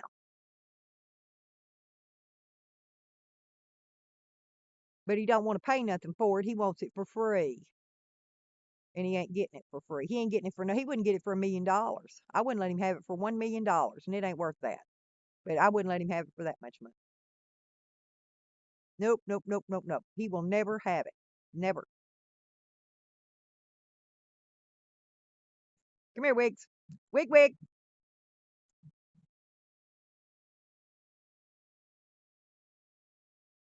Yep. Peekaboo. See my little Wiggy down there? He looks little, but he's not. He's a good 25, at least 25 pounds now, maybe more. He is heavy. I cannot hardly pick him up. He's so heavy. And his fur's shiny and he's slick. And I pick him up and he slides like grease right out of my hands.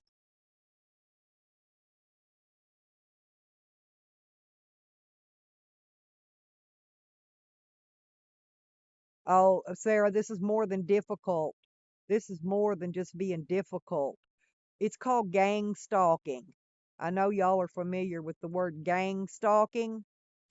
This is what he is doing to me. It's called gang stalking. And that is a really bad felony, by the way. But one thing at a time. I got to get, yes. Oh, yeah, he hears me. He can hear every word I'm saying. He's standing right out there listening. I know he hears me. He listens to every word. If I fart, he hears it because it echoes up in here. And I'm up higher. I'm up high. Sound rises. But he can hear me. He can hear every word I'm saying. I don't care that he hears me. He stalks me. He is a stalker. He is dangerous. He is a criminal, a convicted felon on parole.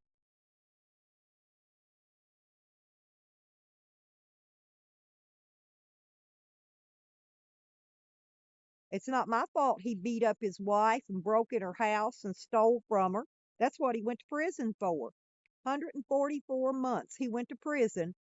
They started off, it was assault on a household or family member. And then during the court process, it got raised up to battery third. And anyway, all three of the charges together, he got a total of 144 months in prison. This was in another county.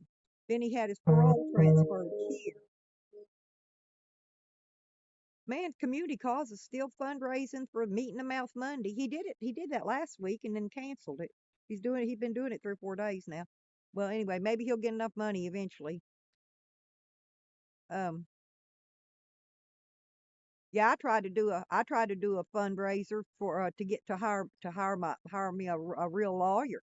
I couldn't even get money for that. I don't know how they give him so much money.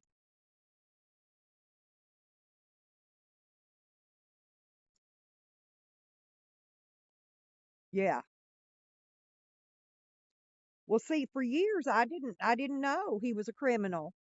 When I first met him, when he first moved here, I had no idea. Then after he started all his problems with me, I dug his dirt up. Oh, that ain't the bad thing. His father was also a criminal. Same thing he is. His brothers, criminals, just like him. His entire family are all criminals. They've all got prison records. His whole entire family. They're all dirtbags. So he wants to make me out to be a dirtbag like he is, and I'm not a dirtbag. I don't do drugs. I don't buy drugs. I don't sell drugs. But that's what he's trying to convince the police, see, that I am a drug dealer. I don't even do drugs. I like my very high IQ. I like being able to know where my head is at all times. I don't even drink and get drunk when I drink, you know, because I like to know what I'm doing at all times and be able to control myself at doing it. Yep, yep, yep. So he can sit out there and he can stalk me and he can listen and he can shoot over here. He can do all his little tricks. You know what he did? You know what he did one day? Listen, when he first started stalking me, listen what he did. He went out and he took his truck, okay, and he wired his horn button to his headlight switch. He turned his truck around, hit his lights on bright, shining them through my windows. And then when he turned his lights on, the horn commenced to blowing. So the horn sat there and blew, and the lights were on bright for about a good 30 minutes or so. Okay. You know, more stalking, more stuff. So that's when I went and I got a no contact order out on him to stay away from me and leave me alone. Well, he violates it, but since he's a paid informant for the police, okay, he's a paid informant for the police, and so they cover up everything he does. They won't do anything to him. When they're done with him, you know what they do? You know, when police are done with paid informants and they don't need them anymore, that's they suck them down. He'll go down the tooth big time then, because they will get tired of him, and they won't need him anymore. Once he's of no value to them, and they don't need him anymore, they're gonna shit down his neck, bad, because that's what they do. Known facts.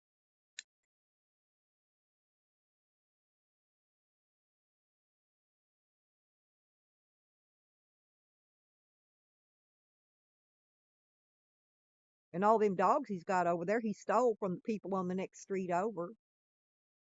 What do you mean? And I know this how? What, Hogger? What you mean? And I know what how? Oh, that he's a paid informant?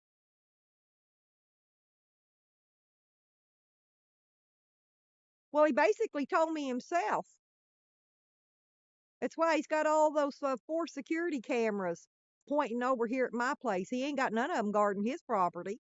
They're all pointing over here because he's videoing me for the police 24/7. Facts.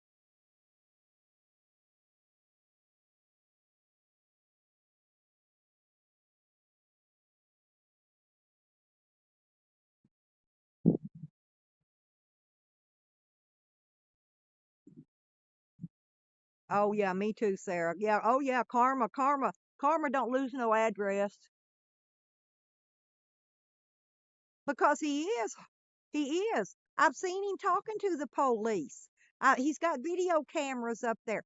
He videos every vehicle that comes down this road. He gives their license plate numbers to the police. Then the police pulls them over right down the road. Any car that comes down this road will get stopped by the police just because they drove down this road.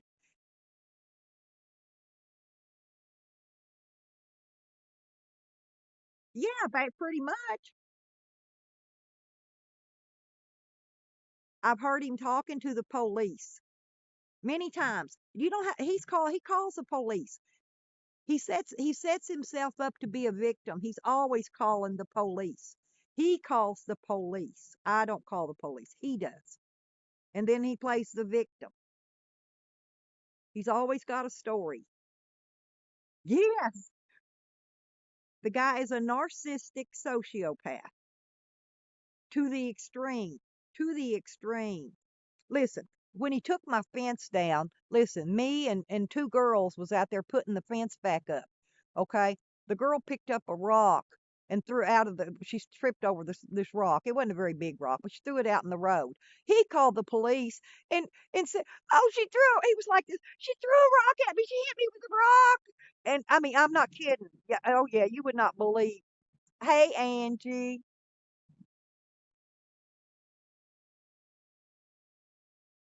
Oh, Sarah, yeah. And before all this happened, see, that's what they did to my dog. Had that tweaker walk down the road and say my dog bit her. Hey, my dog didn't bite her. I had it all on video. You know what dog bit that tweaker?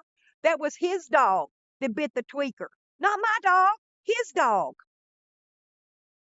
That costed me a couple grand, but I got my dog back. Had to go to court, had to hire a lawyer. I got my dog back though. Yeah, I had it all on video. And I made a disc and took it and gave it to the lawyer to give to the judge. And the judge looked at it, I guess, before he went in the courtroom, because it all got thrown out. And I got my dog back.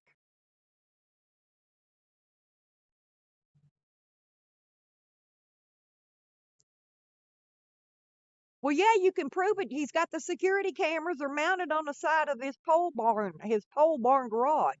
The cameras are mounted right there, pointing right over here. The wires are going in strung through his window into his camper. Well, it's because Angie, he's been in prison. He's had a horrible, messed up life. His father's been in prison. His brother's been in prison. His whole family's been in prison. No, I didn't throw a rock. No, I didn't. Nobody threw a rock at him. The girl picked up a rock and threw it in the road. And he had walked up there, grabbed the fence, the piece of fence now, out of our hands and yanked it out of our hands and threw it down. Then he went back down into the road. Well, when she stepped on that rock, she picked it up and threw it into the road. Well, he dialed 911, called the police and told them she hit him with a rock. He was screaming like a bitch.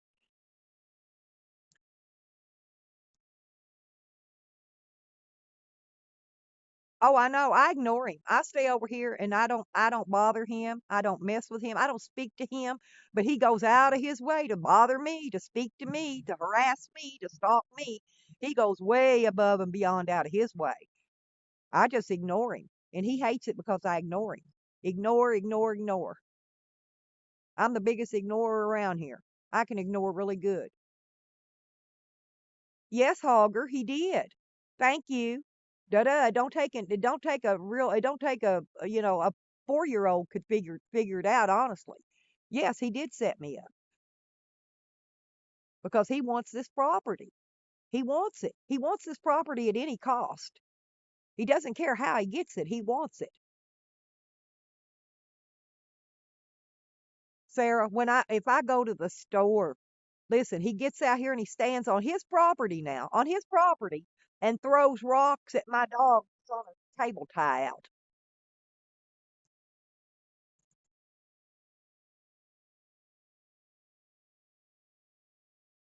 Yeah, if I buy eggs at the store, I always check them because my luck, I get a broken one too. But yeah, my animals are and I've spent a lot of money for my animals, and I'll spend a whole lot more too. It's not a lot of land; it's just one lot, Hogger. These are lake lots. It's just one lot. No, listen, Dawson. He has had a falling out, not just with me. I'm not the only falling out with the people. Right up here on the second road when you turn in up here, people on the end.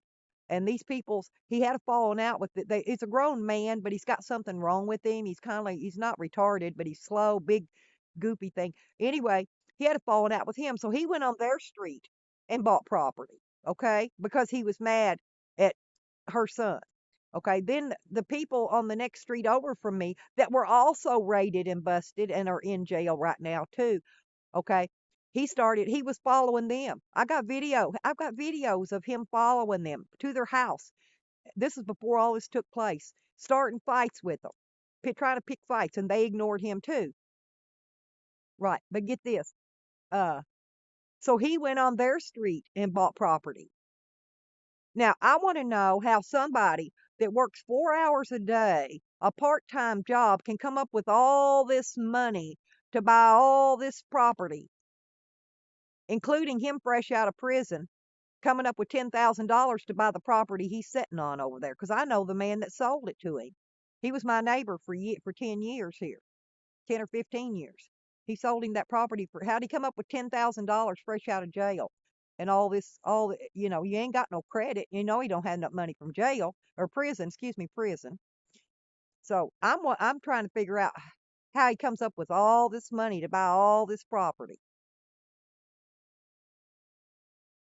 He sure don't make it on his paycheck. I think he's the one selling drugs, to be honest.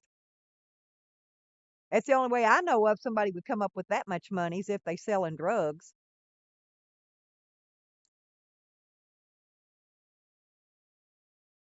Oh, Sarah, you don't, you would, he would, honestly, if it was anybody else in a normal person, I'm stubborn. I'm just not very normal.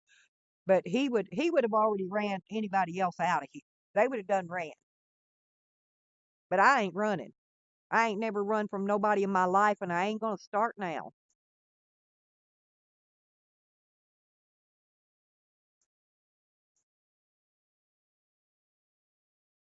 Welcome back, Tex. How you doing, girl?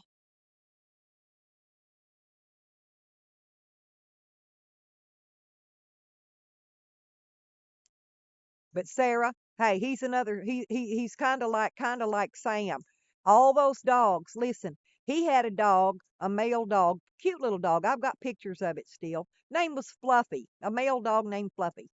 He put Fluffy to sleep. Took him to a vet, I think out in the village, and had him put Fluffy to sleep now. Killed the dog for no reason. And then shortly after that, he lured them dogs over here from the next street over. The people he was stalking over there on that street at the time, they were his targets before me. See, when he first started stalking out here, he stalked a vacant house for over a year. He stalked a vacant house. Then he started stalking the guy on the next street. And then he stole all them dogs from over there. Then he got mad at me and started stalking me. I'm actually his third human target, fourth if you count the vacant house he stalked in the beginning. Well, I know he wants to kill me, Sarah, but I don't think he's got the balls. But he would kill me if he got half a chance. Yes, he would. He would kill me. Oh, Hogger. Okay, get this, Hogger. Okay, Hogger. He called the police. I got the police reports. I had them. I got to go down and get them again. They got stolen in my briefcase. But get this. He would call the police and tell the police that there was somebody in this vacant house. He went to the vacant house and drove nails in the doors and the windows. He nailed this vacant house up, and they had a shed out back. And then one time he called the police and told them that there was a man having sex pulled in the driveway there.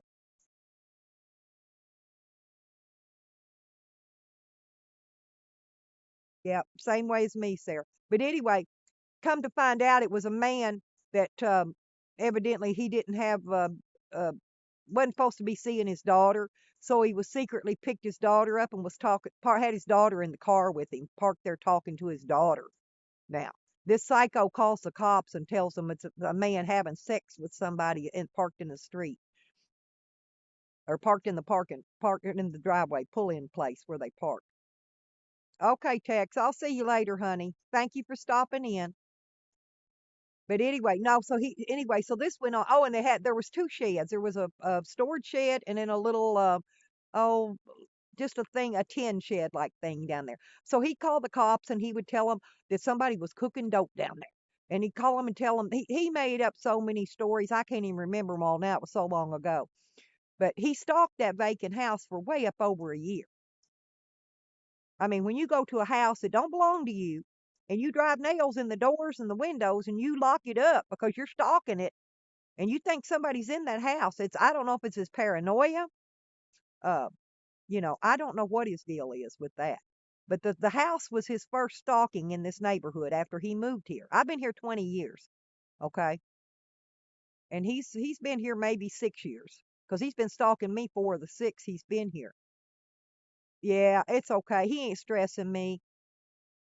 I take my anxiety pill every day. He ain't bothering me none. He just thinks he is. But anyway, yeah. And then the second one was the guy on the next street over that also got raided because of him. Back to somebody asking me about him being a paid informant. Yeah, he got the people on the next street over raided too because he didn't like him. He's a narcissistic sociopath, Auger. Narcissistic sociopath. He creates a situation and sets himself up to be a victim every time.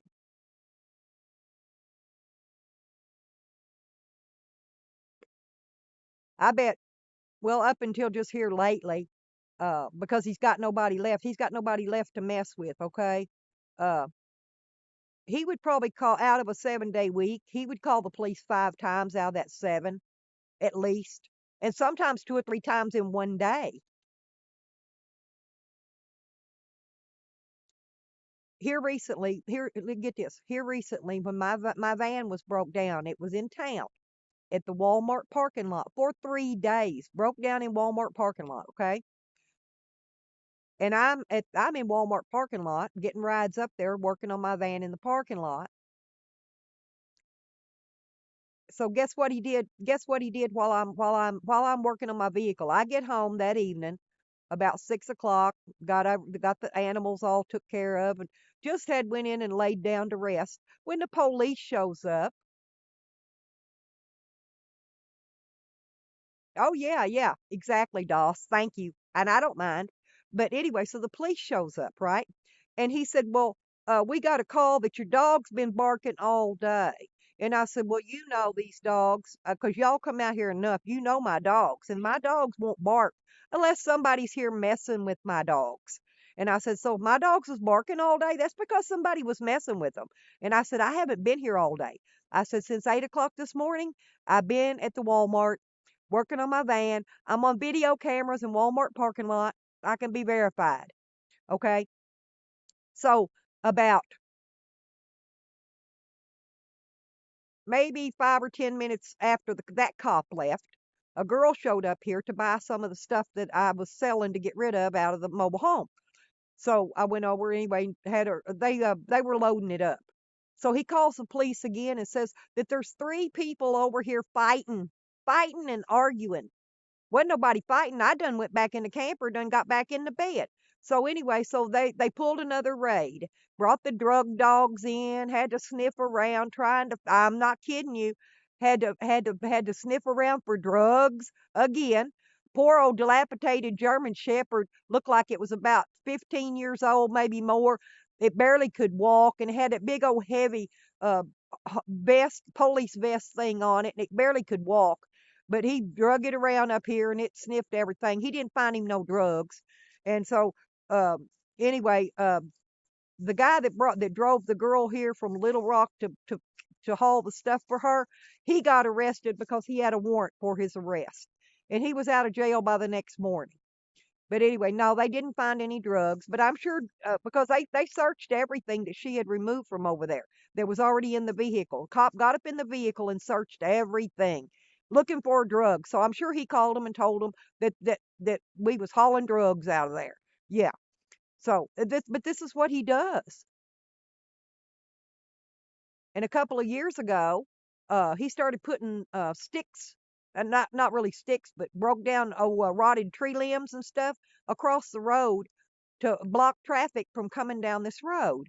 Well, the mailman wrote a note and put it in his box and said that you're impeding the mail, and I can't deliver the mail here anymore.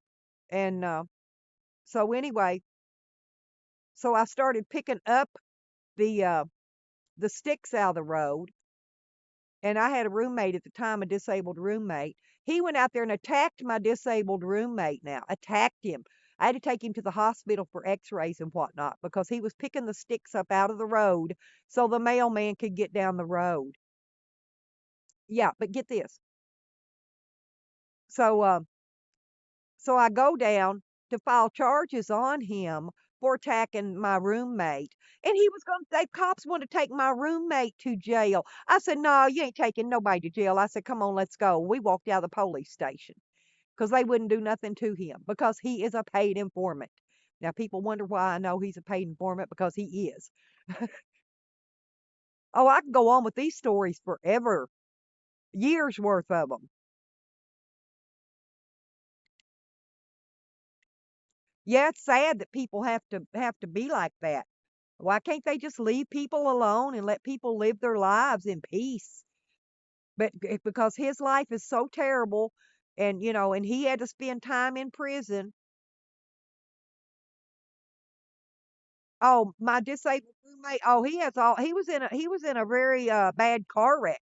He was in a coma for months and months and months. He was about dead.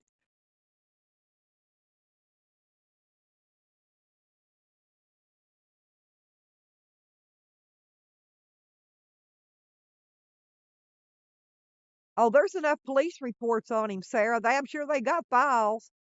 If they ever need to go back and search, they can find. They can find. All they got to do is type his name in or his address.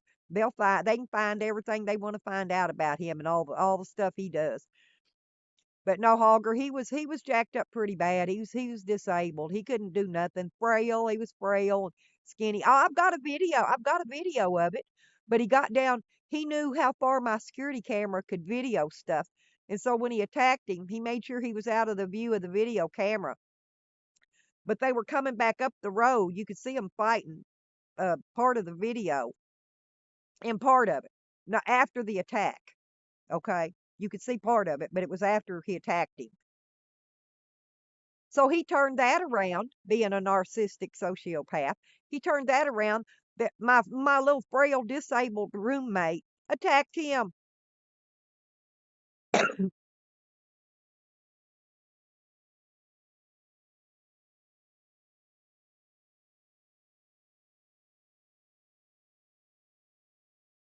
A machine man operated like a drone. Oh, hey, Doss. Hey, when they raided here, they had the drones here.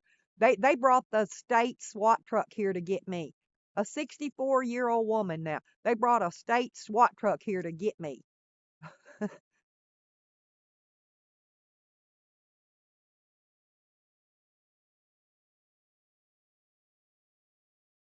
Oh, Sarah. My dogs let me know anytime he's near. His own dogs tells on him. His dogs barks when he comes out this way. His dogs will bark when he goes a second time when he goes back over to his place. So I know when he's out here. I know when he goes back. All I got to do is listen, and I got excellent hearing. I got excellent eyesight and excellent hearing.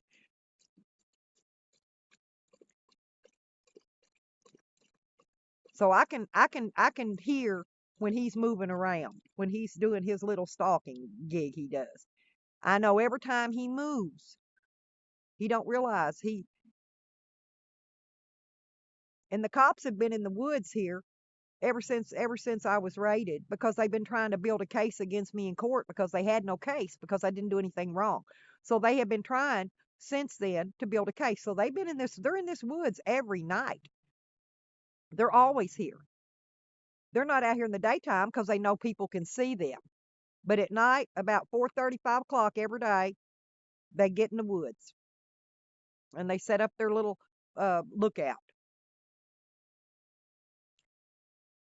Excuse me. No, yeah, I ain't looking out. I ain't worrying about him. I know when he's here. People probably say, "Oh, you're just paranoid." Well, no, I'm not paranoid. I don't have any reason in the world to be paranoid. I'm not on drugs. I don't have drug paranoia. I don't have any reason to be paranoid. And paranoid is when you imagine something is happening that's not happening. Okay, that's paranoia. This stuff he does is really happening.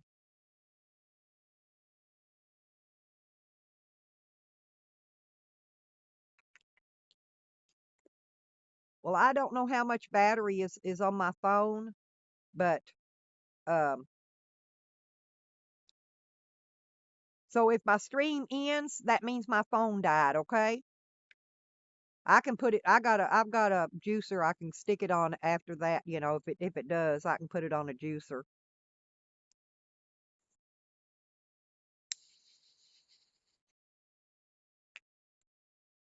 No, it's just what's unsettling about it, Sarah, is the fact that a grown up man, a grown adult man picks on an elderly disabled woman, you know.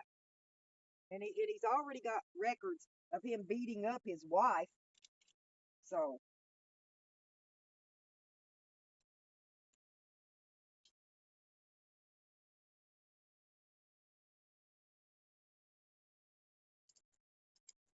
so he's a dangerous person. Very, very dangerous.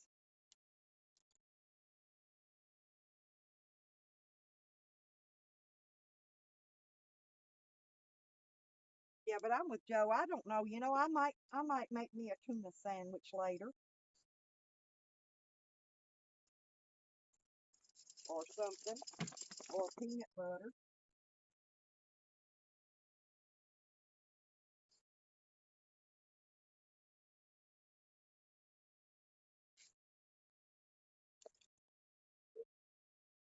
I didn't feel it. I didn't have to fill any butane bottles today. I only have two that I've used, so uh, I didn't have to do none of that today.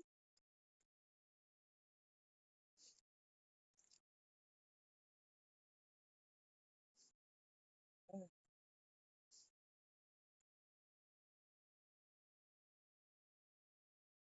but it's getting a little chilly out here.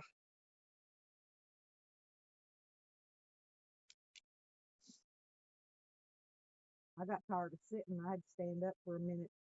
I'm not used to sitting very much, and I always have to be up moving around doing something.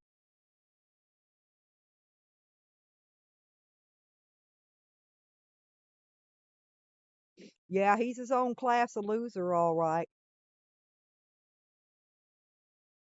Well, he took the fence down. I was in jail. I didn't notice the fence down until I got out of jail, and so that's when I went to putting it back up. And I had some girls come over and help me put it back up because you can't hold the fence and attach it to the post by yourself.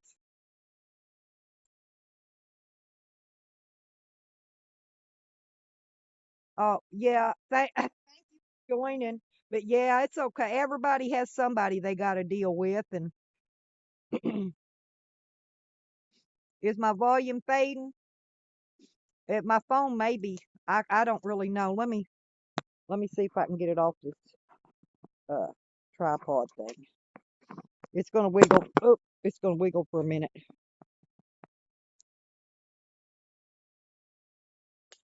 Hmm. See, I got a hot tub. Look, it ain't hooked up or set up, but I got a hot tub.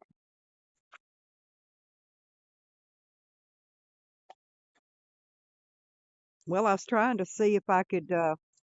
Sorry about the picture, y'all. Yeah, I've got 28%.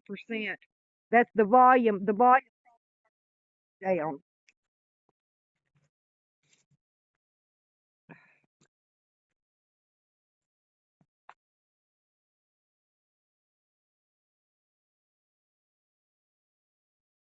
They're playing with something. Oh, they've got an old something wiggy drug up here chewing up. Look.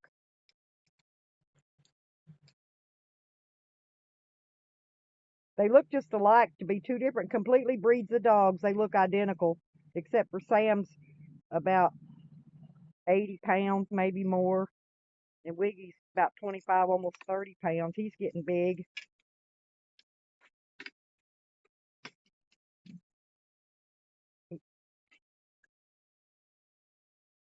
Well, hey, Sam. Hang on a minute.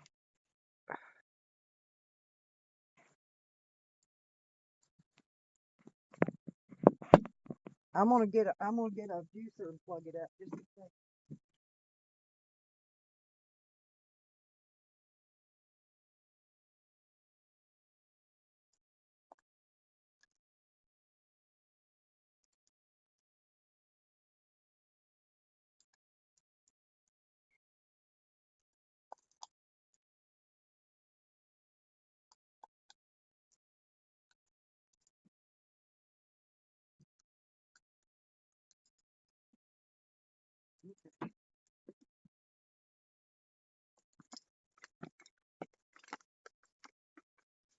I got me a, I got some power for the phone. Hang on.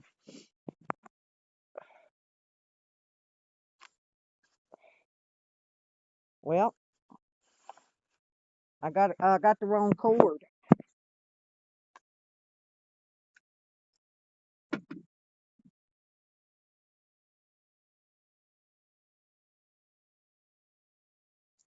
This phone, this phone has uses that C style plug up. It don't use that little one. I brought the wrong cord out. There we go. Okay. Now we go. Hey, Ginger. Yeah, it's getting a little chilly. Look at Sam. And there's Wiggles. Mr. Wiggles, Sir Wigglesworth. Look at the little tail. Look at the little tail wigging. That's his football right there. See little feet? His belly almost drags the ground. And then that's my Sam. Yes, he's Sammy, so pretty. Mama's boy. Yes, he's Mama's boy. Yes, he is. Oh, he's wanting, look. Okay, sit down. Give me some shakes. Sam, sit. Sit. Sit. Good boy. See, he sits. Now, give me some shakes. There you go. See, there he is. He's standing up now. He's up here with me. See, he's a big one. Okay, okay. You boys go play. Look at his teeth. He's all happy. He loves it when I play with him. Get him, damn. Get him, get him.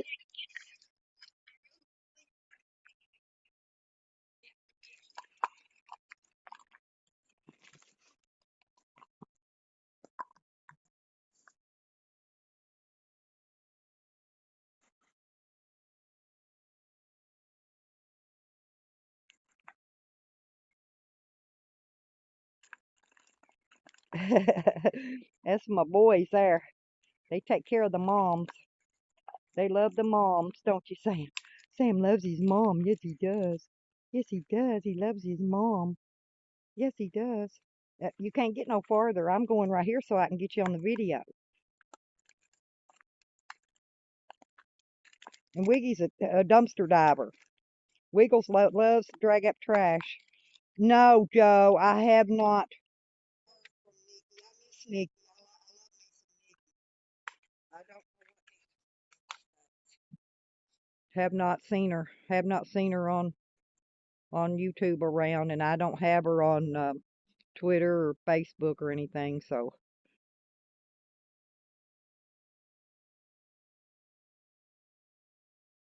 and see. Oh, look at little Wiggles. Look at his front feet. His front feet are the ones that are right on the ground. His back feet are a little taller, but his front legs are just, see how they are? They're about 3 inches off the ground. I got him and Sam matching harnesses. I'm getting him another new collar here shortly too. Sam wears double collars because his collars come off sometimes. Yeah, me too. Yeah, they are. They're something else.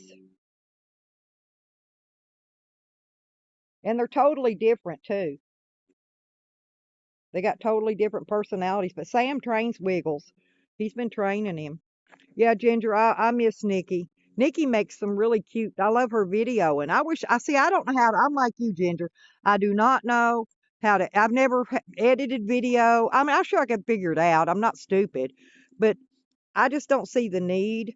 I'm not gonna edit stuff, and I don't. Those videos they do are really cute though.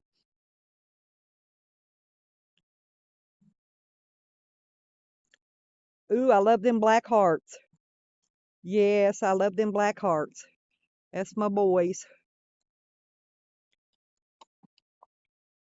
Yeah, Sam got a new cable. I had to go get him a new one. He wore his other one out, jumping around at the stalker neighbor, tormenting him when I'm not here.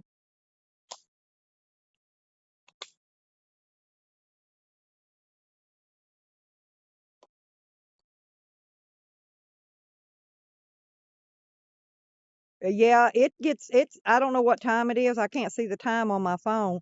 But yeah, it'll be getting dark here very soonly. Very, very soonly. Yeah, see there's my portable solar panel. I had this wrought iron table thing, and so I've got it on that. See my wire?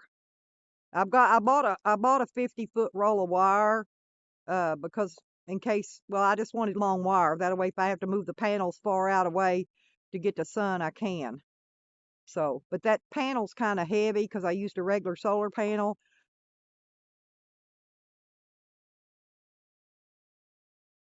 Oh, well, it's okay. You control my streams.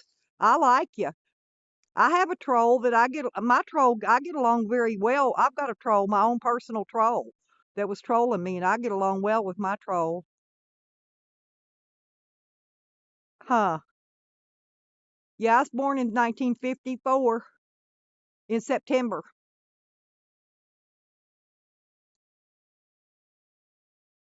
But look, I want to show you. See? See those big holes? And see that stub? That's where my security cameras was. See the windows shot out? See the windows all blowed out? I don't know if you can see the sun's glaring on them. But that's where the police shot the place up.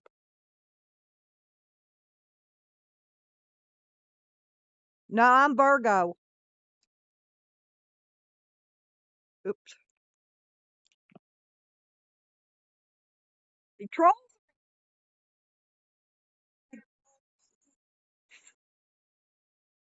I don't mind my trolls at all. I have a troll in me, and then he decided that he liked me because I'm a nice person. And he was actually, I guess, paid to troll me. Then he says, boring to troll. And I thought, well,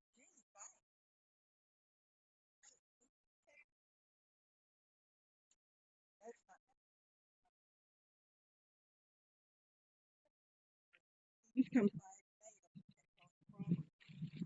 so nobody strips it or nothing.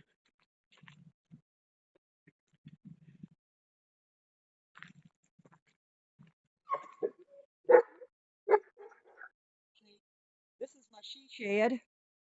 See, whoa, way up there. That's my she shed. And see, look, no trespassing.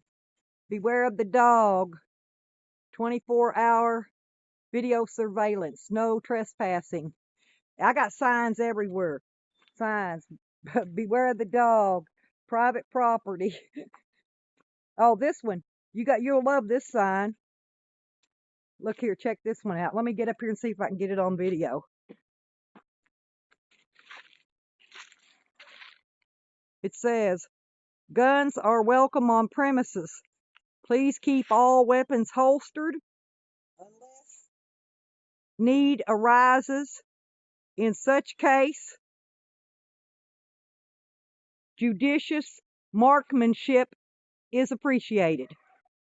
How you like that sign? And see, no trespassing. They're all over. I've got them everywhere.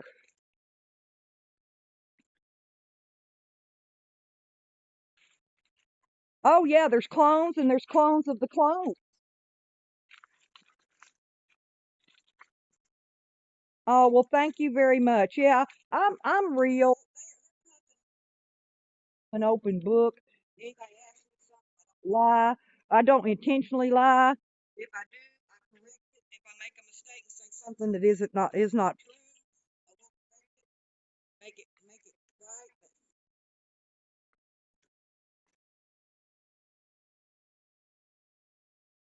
Yep,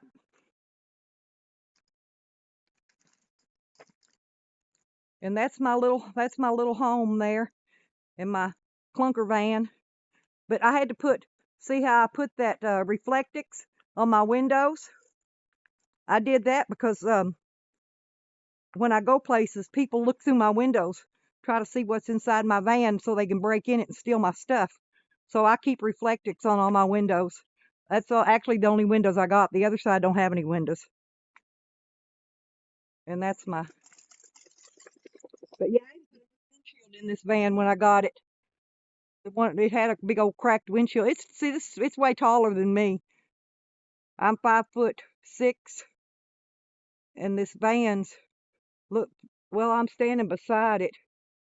It's got to be 6 feet tall. I don't know. It's a foot taller than my head. It's hard to get up in it though.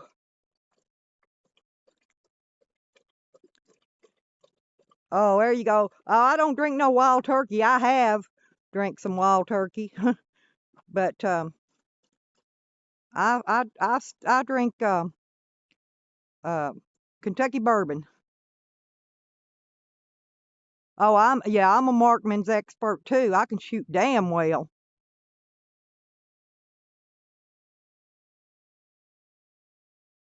I know, Sarah. That's okay, honey.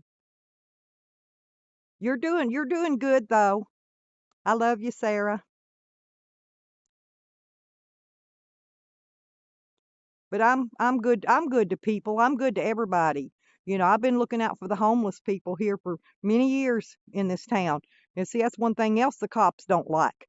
They don't like it because I take care of the homeless. I feed them and clothe them and help them out and give them rides, give them a place to sleep. Let them put your tent in my yard if they want to. Oh, crazy dude across the street even called the cops on that. Yep. And that ain't none of his business if I got a tent in my yard. Hmm. I'm looking out in the woods. Squirrel nest. See them squirrel nests? I got a lot of squirrel out here.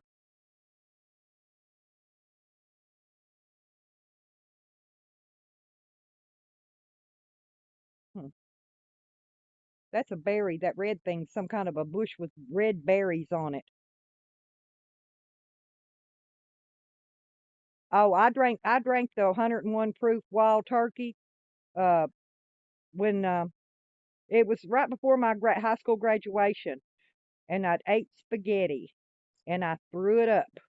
And oh my God, no more wild turkey after that. And it was years before I'd even eat spaghetti again. I do love spaghetti. Matter of fact, I need to make me some spaghetti.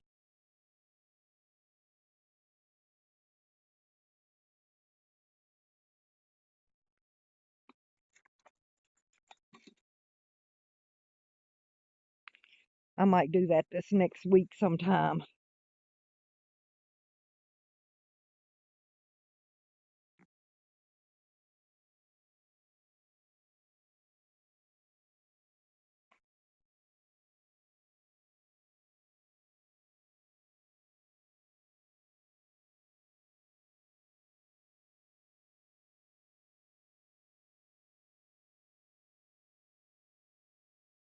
Dang, y'all, I've been on here for almost 2.5 hours. And this is the second one. Because my first one dropped the stream because I can't take you around and show you the chickens because that's why I dropped my stream earlier.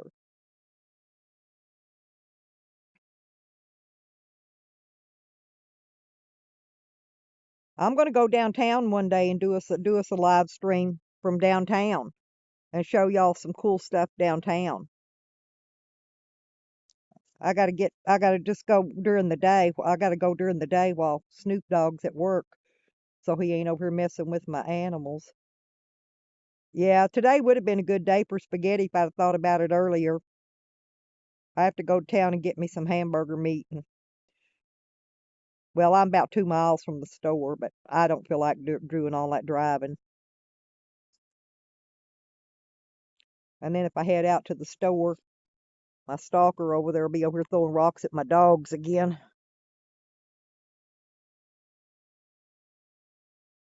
There's Lucky. Ain't he a big cat?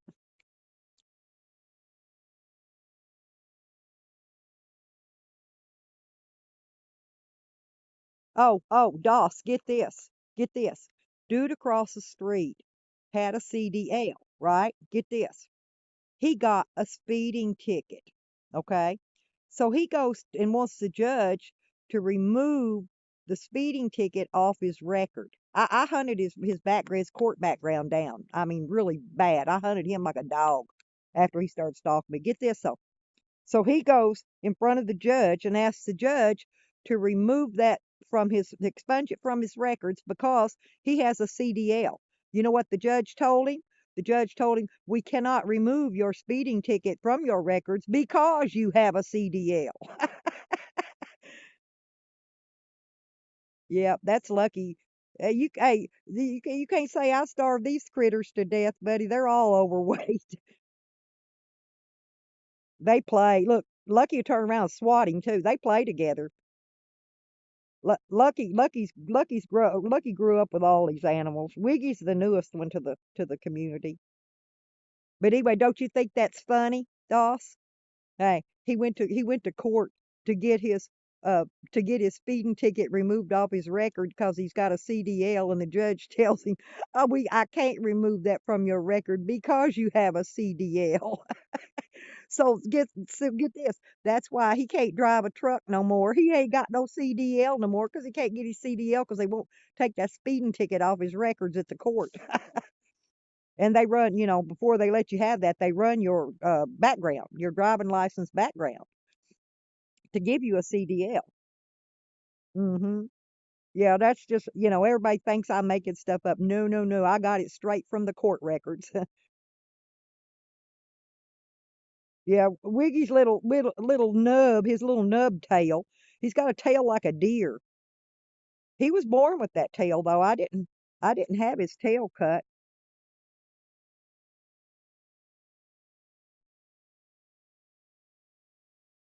Ooh, there you go.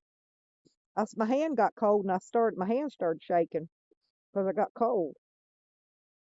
But he wags that little Wiggles. That's why I called him Wiggles, was because of that tail. Wiggy wig, wiggy wig, wiggy wig. Yeah, there you are. There you are. There it goes. Wig the wig, wig wig, wig wig. Would you say wiggy wig? He'll wiggy wiggy's tail. Look, there it goes. 90 to nothing.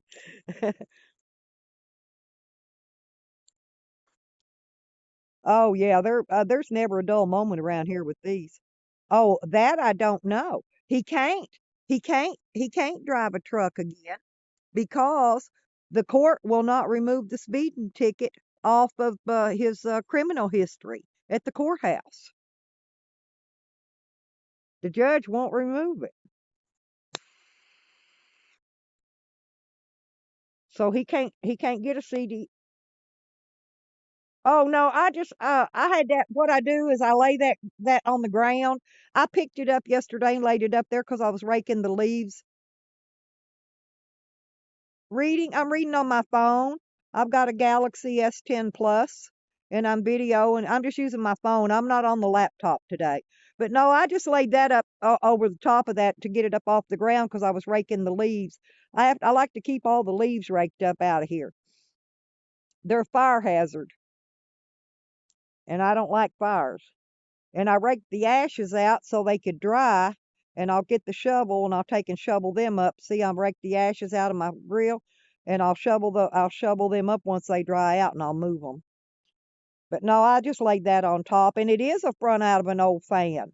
But I set it on the ground, and what I do is when I pull my skillets and pots, my dishpan stuff off of the fire, I don't want to set it right on the ground, and it's too hot to set on the table, so I set it on top of that fan blade thing, so the pans can sit there and cool down. That's my like my big pot holder.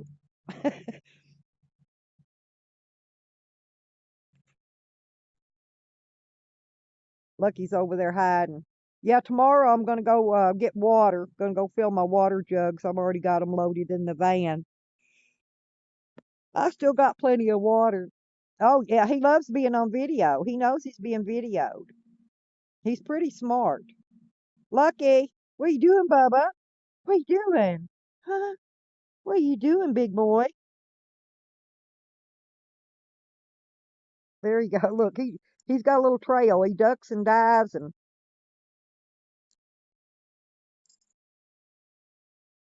yes, I got my table all filled full of my stuff. I had to set it up on there so it don't all get blown. And is the big hot balloon. Yep. But no, that big fan cover, it's one of those great big ones.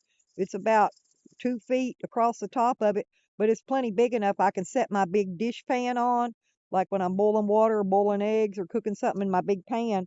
I can just lift it off there with the pot holder and set it over on top of that. I just lay that on the ground beside the grill.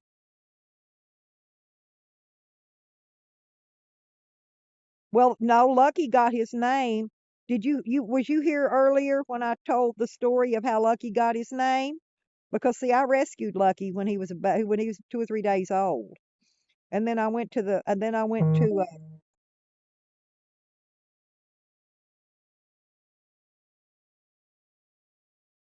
a Voodoo Ninja uploaded a video again just now. It just popped up on my screen. But anyway, his name is Lucky because I got It said I got a fortune cookie from the World Buffet the day I got Lucky, and it said Lucky is coming your way. And I was trying to figure out a name for him. That's how he got the name Lucky, because out of the fortune cookie at the restaurant. I like to go there and eat because uh the meal, all you can eat, is like $10, and then plus your drink and the tip maybe $15.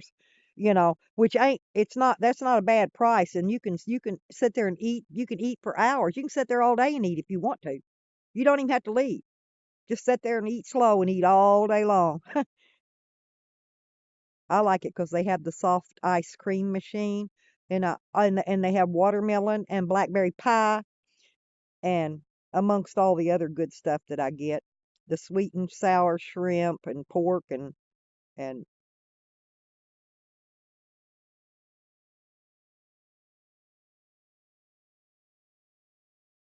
no, he was found in some I found him in some underbrush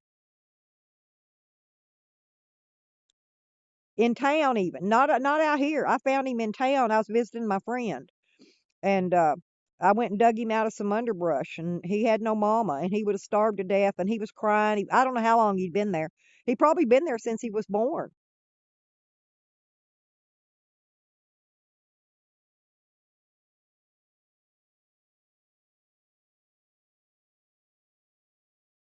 Well, we've got two we got another World Buffet out at the village, but that's probably a good 30-40 minutes from here. It's got a different name, but it's the same food, the same stuff. They even have fresh shrimp and octopus, and they got all kind of stuff. Yeah, I was eating there at the restaurant, and I got the fortune cookie, and the fortune cookie said Lucky is coming your way. It didn't say luck is coming your way. It said Lucky. And so I said, boom, there's his name, Lucky. I said, it's got to be talking about my cat, the kitten that I just got, because no, wasn't nothing else coming my way but that cat. So there is a train. We have what do you call that? Amtrak, about 30 miles from here. That's where I have to pick people up that come in on the train. We don't have any public transportation here, none. We don't have Greyhound bus anymore. We don't have a train station. We ain't got a donkey or a horse with a saddle. We ain't got nothing.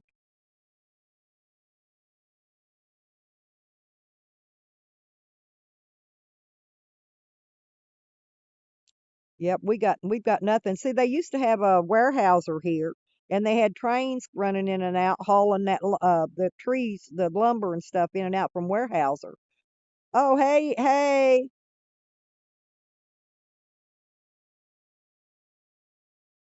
a Dirondack. Am I saying that correct? Camping. Oh, are you camping?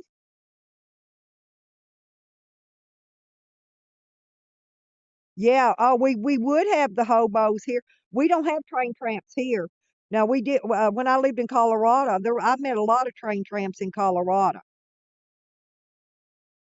I had a lot of all kinds of hobo friends in Colorado. But no, not we don't have train tramps here. And if they do come in on a train, they come in from somewhere else and then hitchhike up to here. Yeah, me too. Me too, Adrian. See, there. Well, I'm kind of zoomed in. Oh, check out my back of my camera. Check this out. I got the American Eagle and the flag. That's over my window. I put that window in there. There was an air conditioner in it, and I boxed it back in because I didn't want an air conditioner hanging out the back of my camper. So I've got my flag over the window. Cool. I've always been a nomad, basically at heart. Look, I even have Beware of the Dog on the camper. Look, and I put these cute little leveling things on here. Look, my camper is almost perfectly level. I put little leveling things all the way around it so I could tell if my camper was level or not. And I put on extra those things on here too, because people kept backing into my camper hitting it. So I put reflectors on it.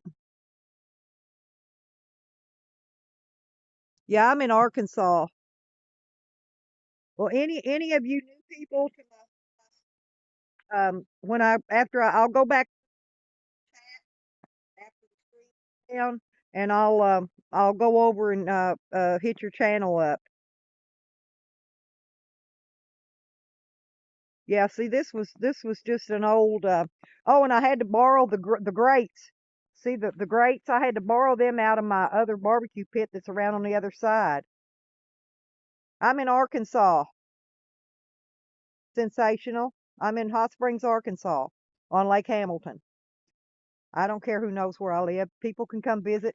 As you can see, I've got plenty of room here to park campers. I got all kind of space around here. We could put campers in here for days. Anybody wants to come visit. But yeah, see and I just take this thing and I take it off here and I lay it on the ground, and then that's what I set my pans on when they come off the fire. I cook on the fire. Yeah, I'm off grid.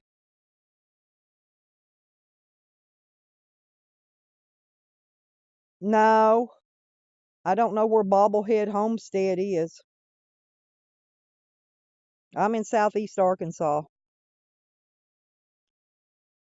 Boyhood home of Bill Clinton, by the way. Oh, it's interesting around here. That's my guard dog right there. He looks after the place. He takes care of me.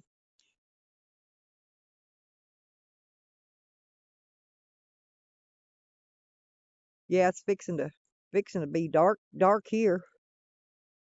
Yeah, if you check out my channel, I put some interesting little videos up. I did the one the other day on the hand crank can opener. Oh, hey, Mr. Herb, how you doing, honey? Thank you. Oh, oh, shoot, my energy, my get up and go done got up and left. I'm wore down, but I just have to keep going. I got to keep doing things. See my, see my solar panel on the table right there, Mr. Herb? That's my latest project. I unhooked my solar panels on the top. I got to get up there and clean them. See, they're up there on the top. You can't see them. I'm too short. But and that's my little generator. I did the generator video, and it still runs good. I've been running it night and day.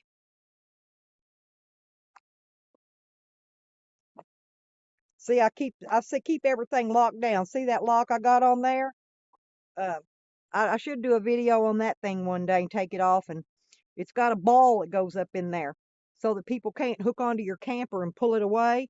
And then look at this log chain, that big old huge log chain. I got it all chained up so nobody can't steal my camper.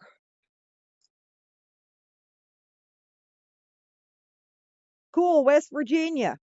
Yeah, West Virginia has ramps. Do you eat ramps, Sensational? A lot of people don't even know what they are. My ex-mother-in-law was from West Virginia. Oh, okay, trucker. Thank you, honey. Thank you for hanging in there. You've been a a good person for hanging with me all this time. Yeah, I was going to get you a glimpse of my batteries. See, look at all that. That's my battery charger I keep hooked to it. But see, I'm fixing to have to pull all that apart and clean it because those aluminum ends that they give you to put on this stuff rust. And it's causing rust on my batteries, and that may be my problem. Yep, smelly. Yeah, yeah. Ramps are kind of like they're a cross between a garlic and an onion. And when you eat them and you sweat, the stink comes out the pores of your skin. And oh yeah, it's bad. But I cut them up. I cut the ramps up with some fresh onion and pour hot bacon grease over it, and that's how I fix it. I don't know how you're really supposed to cook it, but that's how I do it. I got most of my leaves up in here raked up the other day because I'm fixing to go get my water, and I'm gonna put my water jugs right here by this fence and cover them up when I get back. I'm gonna clean out that other end. Leaving that behind the camper to get the ladder back there. See how close this fence is? There's no room for a ladder back there, and I need up on the top on this side just so I can get up there and clean. See the space? There's not even a foot of space. I'm skinny, only reason I can fit back here. But I can't get the ladder back. See that? I can't get the ladder back here, and I need to get up on the top so I can clean them panels up there. And I want to clean my camper, wash it down again. I'm gonna get some cleaner for it, and so I want to do all that at one time, because I don't do good on ladders.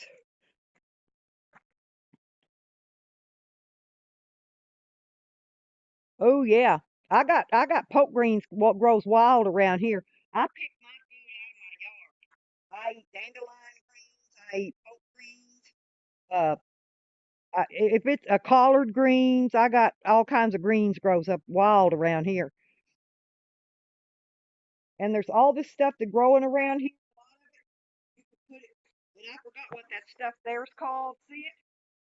But that stuff there is eatable too. You could take a lot of this stuff and blend it up into a blender and make a what they call a green drink out of it. You put some fruit juice in it and blend it up with that stuff, and it makes a really good organic drink.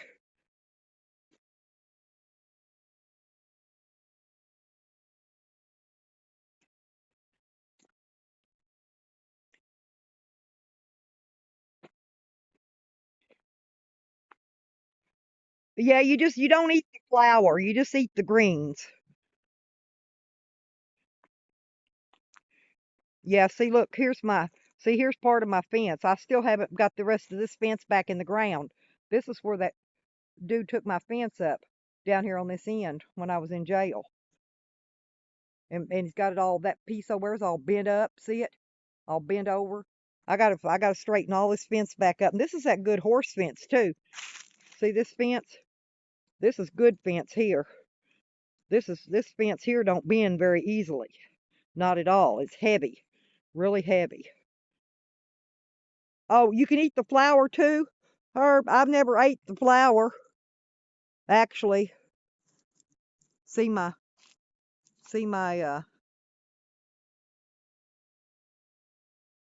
my wind chime.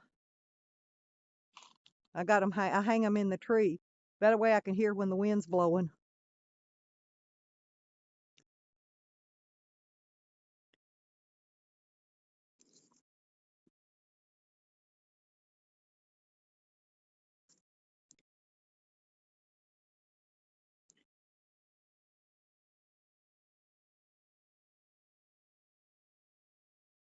How do you eat the flour, Herb? How do you cook that or whatever? Bobblehead lives near Magazine. Oh, Mount Magazine. Yeah. Now, yeah, Mount. I know where Mount Magazine is.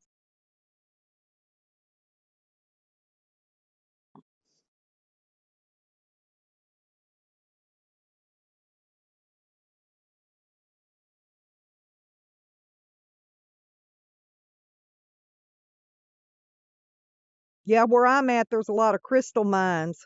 Uh, I don't know. My lot's shaped funny. It's about a half acre. It's not even an acre.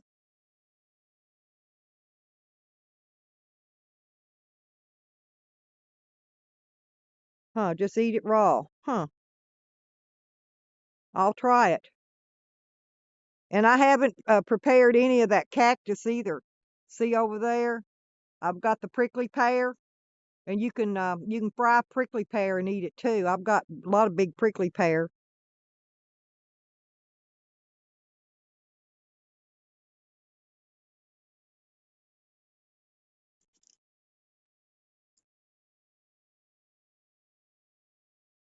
I just heard a big horn blow. Somebody must have about ass-ended somebody on the road. Ooh,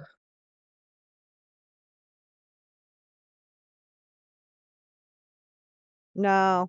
But if I move all this stuff out of the way, I got plenty of space here to park to put if somebody wanted to pull a camper, or I could open up my big gate down here and let them pull right up in the yard. Or if people travel in vehicles and camp in their minivans or whatever, or pickup trucks, people could come here and park and visit. I got plenty of space for parking.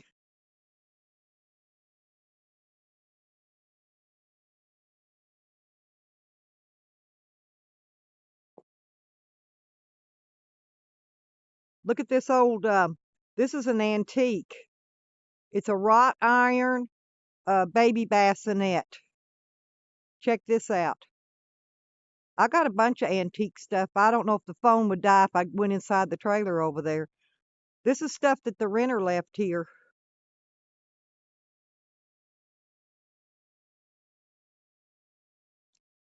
But isn't that neat? And it swings. It swings. It's really heavy.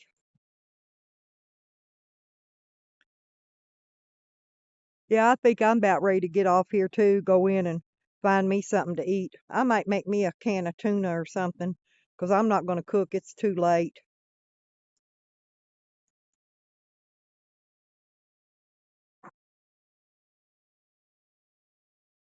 Yeah, it's plenty good here.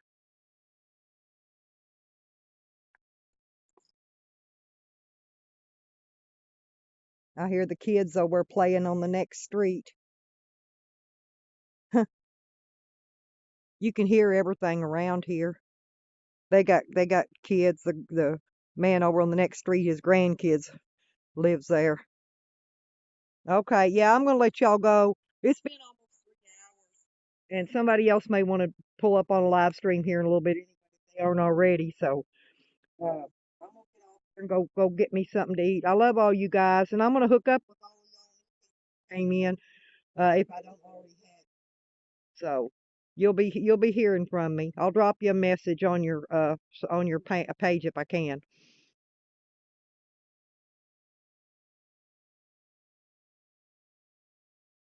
Oh, they do. They do. The stars are, hey, and there's been a lot of stars out, even with it cold here at night. There's been stars every night. It's beautiful out here. We didn't even get the sunset. It's hard to see a sunset around here for the trees, but that's about all you get of it right there. That's the sun going down. Ain't much of it. Sky's all blue. Let's see. Yep, just sky, sky, sky.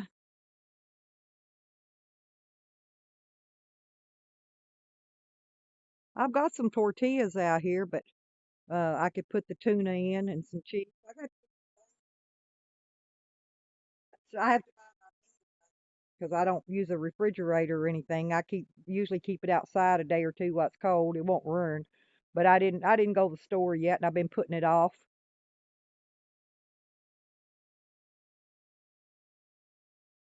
But it was really warm. It was warm today, probably about 60. It's been getting up to between 60 and 70 during the day, then dropping down between 30 and 40 at night.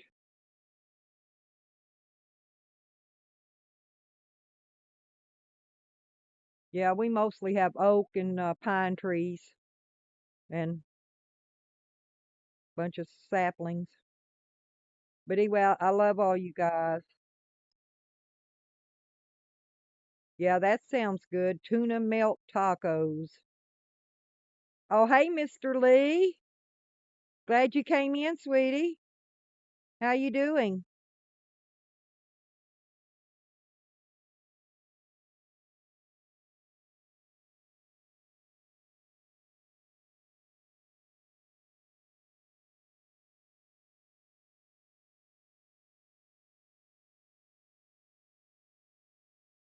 Oh, thank you all, and much love to you too, Doss. Thank you for coming in, and thank you, Sensational, and thank you. Uh, I can't say your name, Mr. Camping. Joe, I love you too, honey. I'll see you later. I'll pop another live up later on. Maybe when I get some time this week, I'll go do one downtown. Y'all tired of looking at this place, I'm sure. I'll show you some different stuff. I'll hop on somebody's live after a while. I'm gonna get me something to eat because I'm getting a little hungry. But anyway, I love you guys. Talk to y'all later. Bye bye.